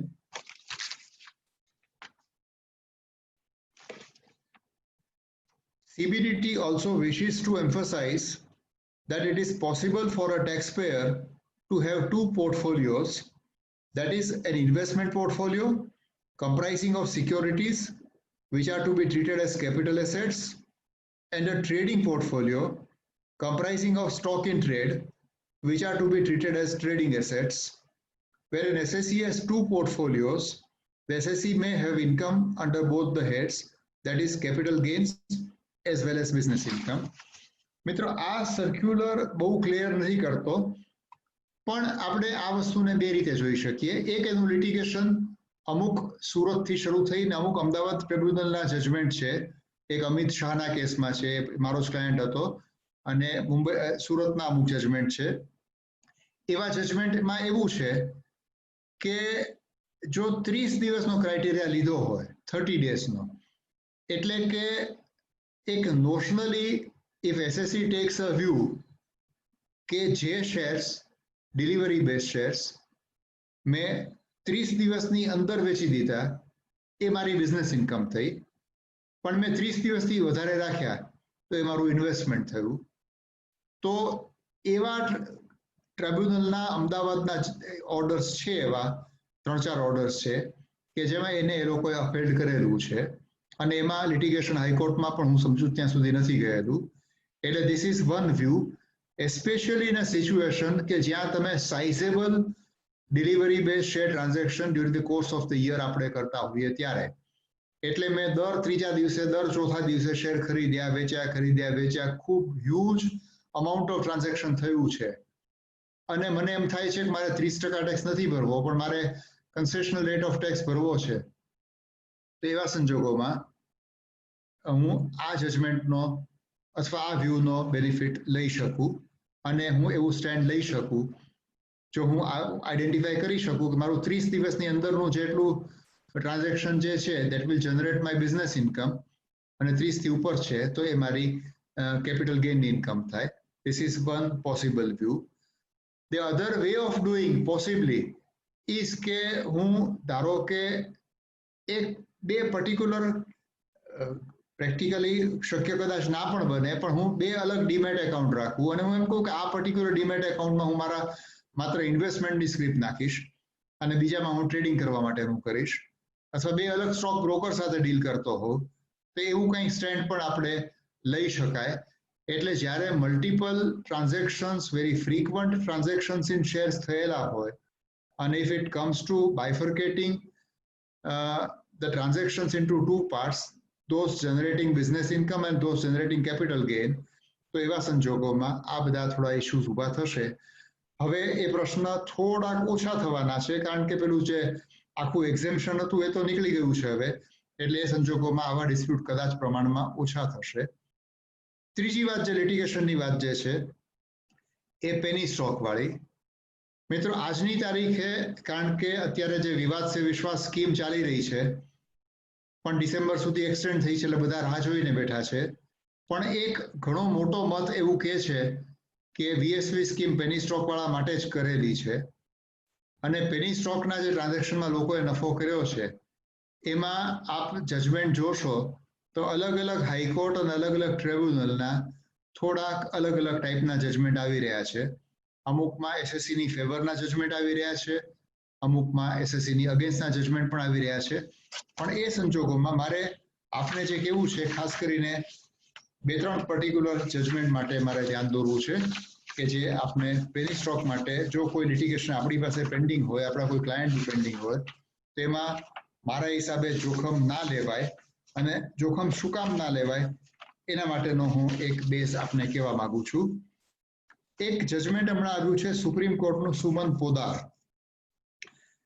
પોદારનું supreme કોર્ટનું judgement છે 112 taxman.com 330 2019નું 22 નવેમ્બર 2019નું હજી એટલે આટલી 10 મહિના પહેલાનું એ જજમેન્ટ છે. એ જજમેન્ટમાં સુપ્રીમ કોર્ટમાં એસએલપી ફાઇલ થઈ પેની સ્ટોકના પ્રોફિટના વાળી વસ્તુમાં, અને સુપ્રીમ કોર્ટે એસએલપી ડિસમિસ કરી. એનું જે ફાઇન્ડિંગ છે હું ખાલી ફાઇન્ડિંગ વાંચું છું. Income arising from transfer of long term securities shares assessment year is 2014-15.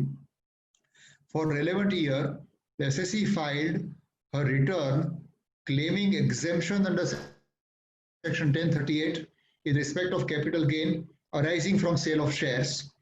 Assessing officer took a view that the share transactions were bogus because company C, whose shares were allegedly purchased, was a penny stock.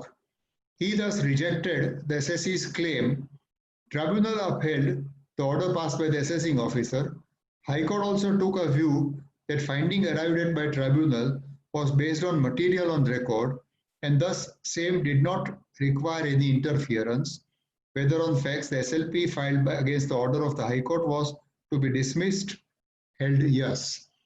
એટલે જ્યારે factual finding clear હતું કે આ penny stock હતી, ત્યારે ડોક્યુમેન્ટેશન્સ do not matter, અને supreme કોર્ટે પણ આ એસએલપીને રિસેન્ટલી ડિસમિસ કરી નાખી છે. એટલે મોટા ભાગના ફેવરેબલ જજમેન્ટ જે છે પેની સ્ટોકના, જે ઉપર સુધી ચાલ્યા છે, તો એનું માત્ર ને માત્ર એક જ કારણ છે કે જે ફેવરેબલ જજમેન્ટમાં બહુ વધારે નીચેના લેવલના ઓફિસરોએ, એટલે એસેસિંગ ઓફિસરોએ કે સીઆઈટી અપીલે કે ટ્રિબ્યુનલે જ્યારે કોઈ વધારે ફેક્ટ્સને, કારણ કે આપણને ખ્યાલ છે કે tribunal is the last fact finding authority, એટલે લાસ્ટ ફેક્ટ ફાઇન્ડિંગ ઓથોરિટીમાં તમે બહુ વધારે ફેક્ટ્સને ક્યાંય ઓન રેકોર્ડ આવી જ ના હોય, સરફેસ ના થઈ હોય, અને પછી હાઈકોર્ટ એવો વ્યૂ લે કે આ પેની સ્ટોક નથી ને લોંગ ટર્મ કેપિટલ ગેઇન ગણવો જોઈએ, તો એ વસ્તુ કોઈ રેશિયો નથી બની જવાની, અને એ જજમેન્ટ આપણા કેસને ફેવરેબલ થાય એવું માની લેવાની કોઈ જરૂર નથી. એટલે એ વસ્તુને ધ્યાનમાં રાખવી આપણે જરૂરી છે. અને એની સાથે કનેક્ટેડ બે વસ્તુ, એ છેલ્લી બે વસ્તુ પૂરી કરી અને હું મારું લેક્ચર પૂરું કરીશ. એક 2020માં ફેબ્રુઆરીમાં ચાલુ જ વર્ષે આવેલું judgment NRS iron and steel private limited.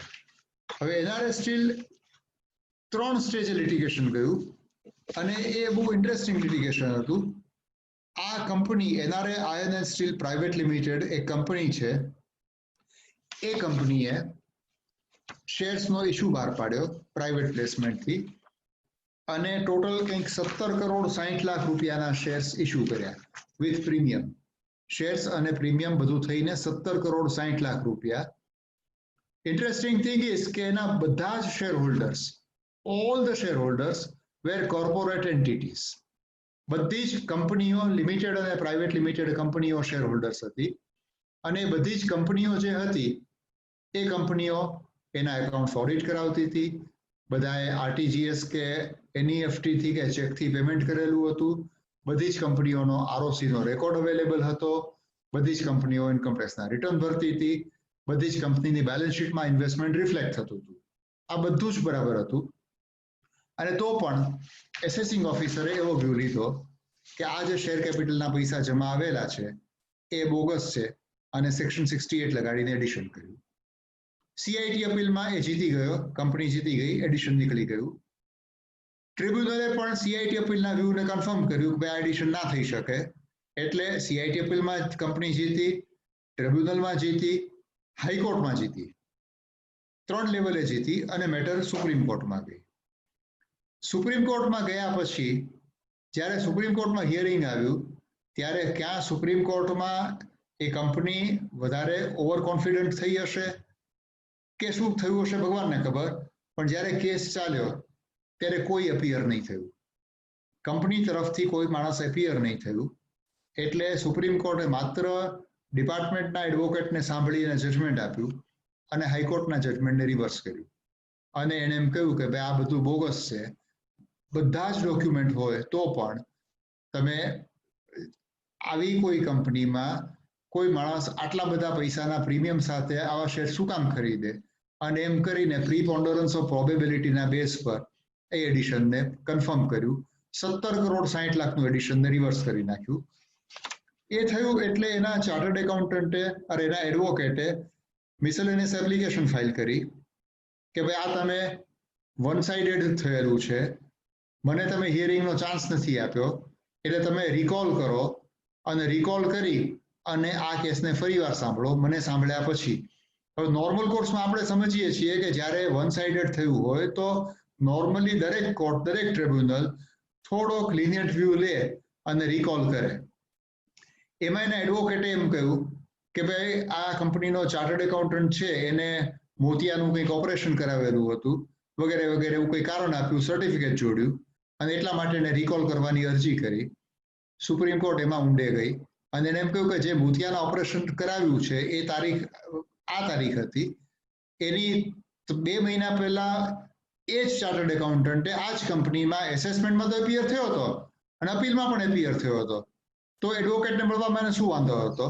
એટલે એની રિકોલની એપ્લિકેશન પાછી એણે રિજેક્ટ કરી.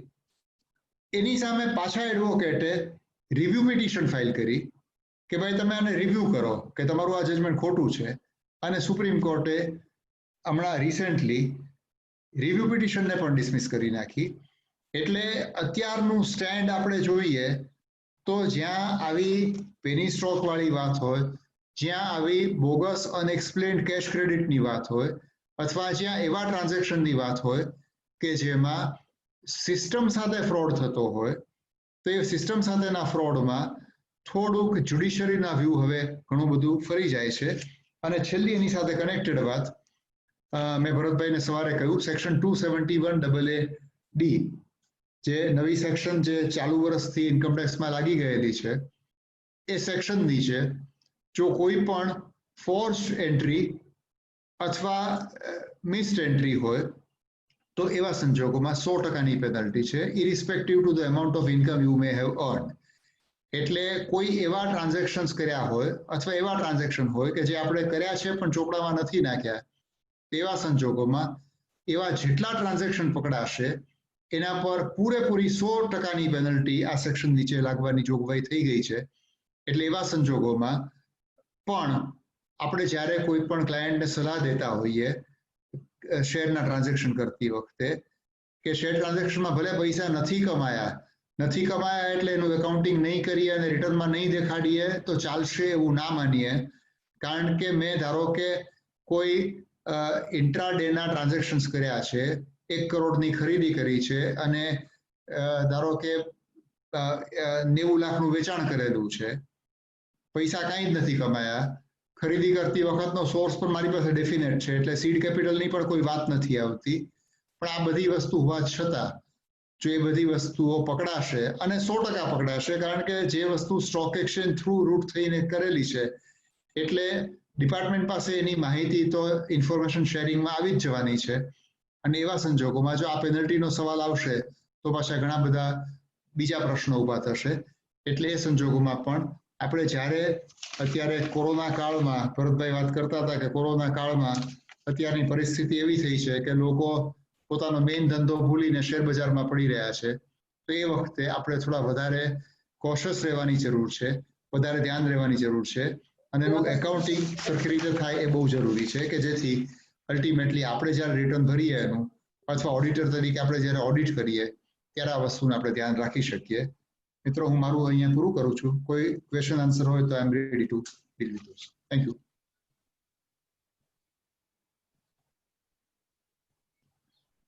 મૃદાંકભાઈ.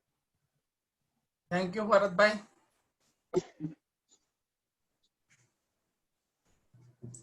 Friends, all compliments to Bharatbhai Popat for his masterclass speech, and that too in a very lucid our mother tongue language. It is really exhaustive one.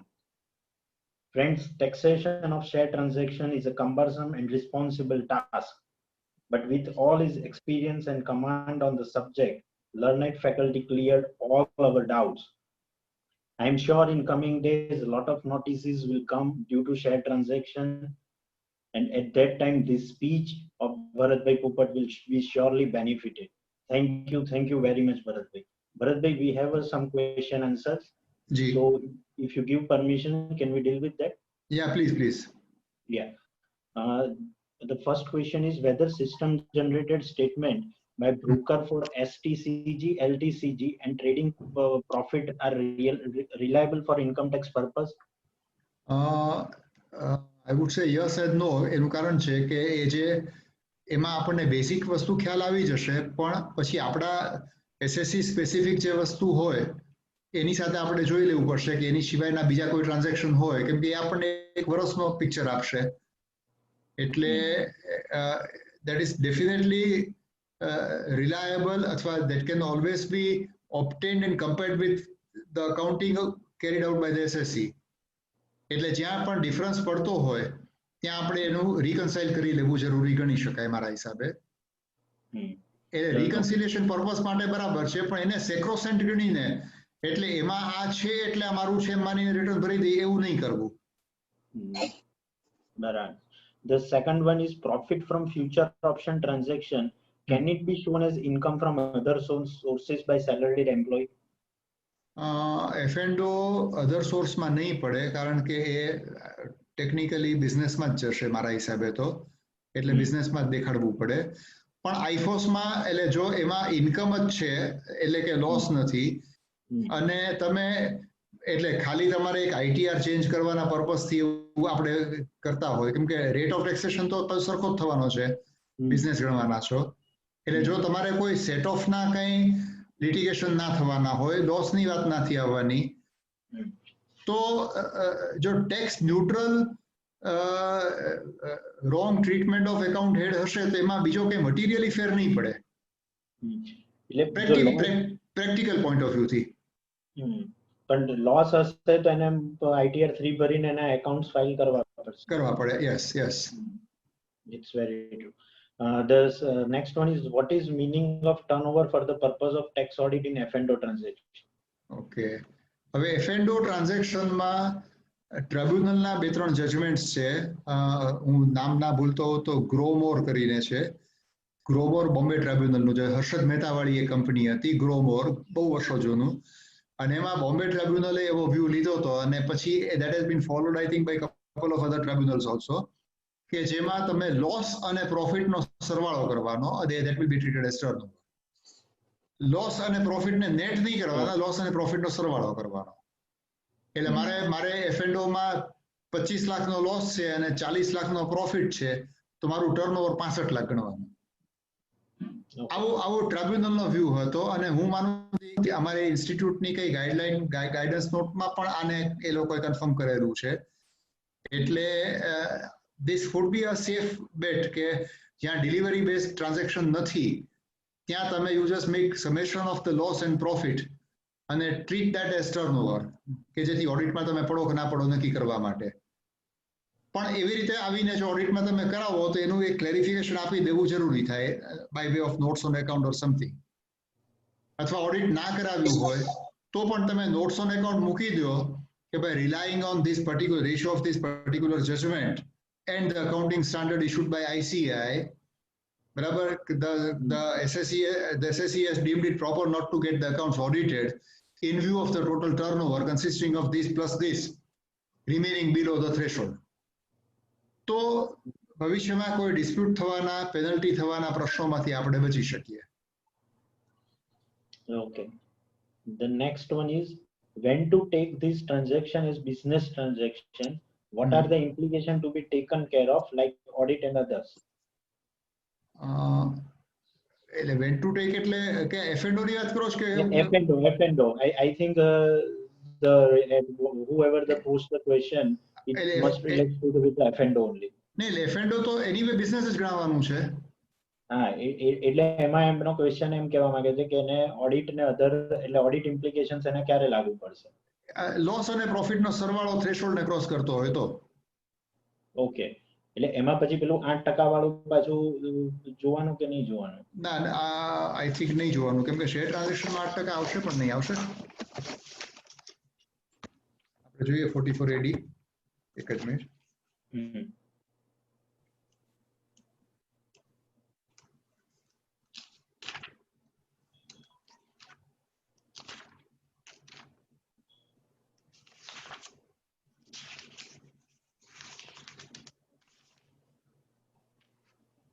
Notwithstanding anything content eligible business ની definition જોઈએ આપણે. An individual HUF eligible business, any business except the business of buying, hiring or leasing of goods, carriage to refer to in 44 AE, and whose total turnover or gross receipt in the previous year does not exceed amount of 2 crore of rupees. And subsection 6, provisions of this section, notwithstanding anything contained in the foregoing provision, shall not apply to a person carrying on profession as referred to in subsection 1 and a person earning income in the nature of commission or business and a person carrying on agency business. Shares no business karshu apde ene it will fall under business or profession or vocation. Vocation includes business includes vocation. તમે 8% I have my own doubts પણ હવે અત્યારે હું એકદમ તમને ઓફેન જવાબ નહીં આપી શકું. એટલે જો શક્ય હોય તો જેનો ક્વેશ્ચન છે એ if he can later course of time, maybe tomorrow, maybe on Monday, if he can call me, તો હું થોડુંક એનું સર્ચ કરી અને હું એને જવાબ આપી શકીશ. એટલે આમાં નામ નથી બતાવતું કોણે પોસ્ટ કર્યો પણ જેને બી પોસ્ટ કર્યો એ એસોસિએશનમાં સેક્રેટરીને એ ક્વેશ્ચન ફોરવર્ડ કરી દે then we will coordinate with the speaker. Please એટલે એટલા માટે હું અત્યારે હું શોધવા જઈશ તો ટાઈમ જુઓ કરશે બધાનો આપણે એટલા માટે. Very true, very true. The next question is explain the cost of acquisition in case of bonus, rights and splits and taxability in case of buyback of listed equity shares acquired before 1 February 2018 and after 1 February 2018. અત્યારે આપણે આ issue ને અત્યારે deal ના કેમ કે એમાં એટલા માટે કે હું તમને સ્ક્રીન એટલે મારે એમાં સ્ક્રીન શેર કર્યા વગર હું કહી નહીં શકું એટલે that would be very difficult. હું ખાલી બોલીશ ને તમે સમજશો અને એમાં it will take substantially longer. એટલે અગેન એના માટે એક કા 1-to-1 ગમે ત્યારે ફોન કરે અને હું સમજાવીશ જેવું થઈ શકે. હા please. This requires also very fact figures also. Absolutely. Yes. Okay, the next one is how to calculate turnover for audit purpose in case of delivery based transaction and in case of intraday trading. I think that is already answered. It's got answered already. Delivery based માં તો આપણે turnover ગણવાનું છે, intraday માં profit plus loss નો સરવાળો. Okay. In case of PMS, if fees paid for PMS is deductible from long term or short term capital gain? Yes. PMS ની fees I think yes. કેમ કે PMS માં એક dispute એવો પણ છે કે PMS માં જે પ્રોફિટ થાય એ કેપિટલ ગેઇન ગણવાનો કે બિઝનેસ ઇન્કમ ગણવાની. ઓકે એ મોરલેસ સેટલ થઈ ગયો છે કે કેપિટલ ગેઇન ગણાય પણ તો પણ એ વસ્તુ it is not free from doubt completely. કારણ કે તમે જ્યારે PMS કરો છો ત્યારે there is one way of looking into the transaction is કે ભાઈ તમે એટલા બધા મલ્ટિપલ ટ્રાન્ઝેક્શન કરી રહ્યા છો ભલે થ્રુ an agency કે that cannot be treated as your investment.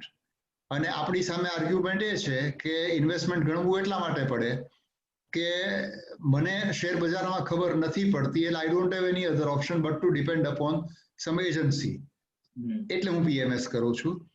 પણ એનીવે એ જે વસ્તુ if that is part of the contract તો એને હું એને સેલની કોસ્ટમાંથી બાદ કરી શકું અને subject to some litigation પણ there is every possibility કે એ ફેવરમાં જજમેન્ટ આવી શકશે. Okay. The next one is The one client has an NBFC account with ICICI Security. He pledged shares with ICICI Security and get finance and deposit against shares and paid interest. The client can show investment and not claim interest on gain. Can I show long-term or short-term gain in income tax return? Can you please repeat? Yeah. The SSC has NBFC account with ICICI Security. He pledged shares with ICICI Security and get finance and deposit against share and paid interest. He pledges shares with ICICI Security. Shares ne pledge karya and against that pledge he get finance. And deposit again share and paid interest. deposit again share એટલે શું? Maybe he is again investing that amount in shares. બરાબર. And my client can show investment and not claim interest on gain. He doesn't want to claim that interest. So that profit can be shown as long term or short term gain. ના પણ કેવી રીતે થાય? એટલે NBFC નો તો business જ આ હશે ને. હા. તો ભલે interest claim ના કરે, it doesn't matter. હા. બરાબર. Okay, the next one is in business transaction of shares, whether provision of section A that already we have discussed. The next one is para 5.14b1 of guidance note on tax audit under section 44ab of the Income Tax Act. What is the question? I think the question is by CA Tejas Andharia. The question itself is incomplete. Okay. Para 5.14b1 of guidance note on tax audit under section 44ab of the Income Tax Act. Okay, anyway, Tejas, you are requested to post your detailed question to the association and we will revert you. હા ભલે એ વધારે સારું પડશે કેમ કે આમાં para so and so ને બધું એટલે મારે unless I go through that para I will not be in a position to respond. Yeah, and the last one is the questions like that the person having professional income, commission income, short-term capital gain income and long-term capital gain income. He has also F&O loss. Now the first question is that will the loss will be set off against professional and business income or it should be carried forward? ના એટલે F&O માં જે loss ગયેલો છે if the person is non-individual non-corporate okay તો F&O નો જે loss જે છે એ regular business loss ગણાશે એટલે set off તો મળશે એમાં કેમ શું કામ નહીં મળે? હા એટલે it is again any taxability audit applicability and any audit applicability માટે તમારે ટર્નઓવર બધાનો સરવાળો કરીને તમે ધારો કે બિઝનેસ A B C હોય તો A B C નો ત્રણેયનો ટર્નઓવરનો સરવાળો મારવાનો if that crosses the threshold પણ પ્રોફેશન છે અને બિઝનેસ છે તો બેને જુદું ગણવાનું એટલે પ્રોફેશન માટેનો પ્રોફેશનલ ક્રાઇટેરિયા જુદો છે 50 લાખ કે જે કંઈ છે તે હા એટલે once the audit applicable then it doesn't matter કે તમે પ્રોફેશનલ નો અને તો combined books નું જ ઓડિટ થવાનું છે. Absolutely એટલે the audit is that of the SSC. Okay, SSC નો ઓડિટ થવાનું છે એટલે બરાબર ને? Okay, thank you very much Bharat bhai. Thank you very much. I request Moulin Bhai Shah to propose a vote of thanks. Hello સંભળાય છે? હા ભાઈ સંભળાય છે.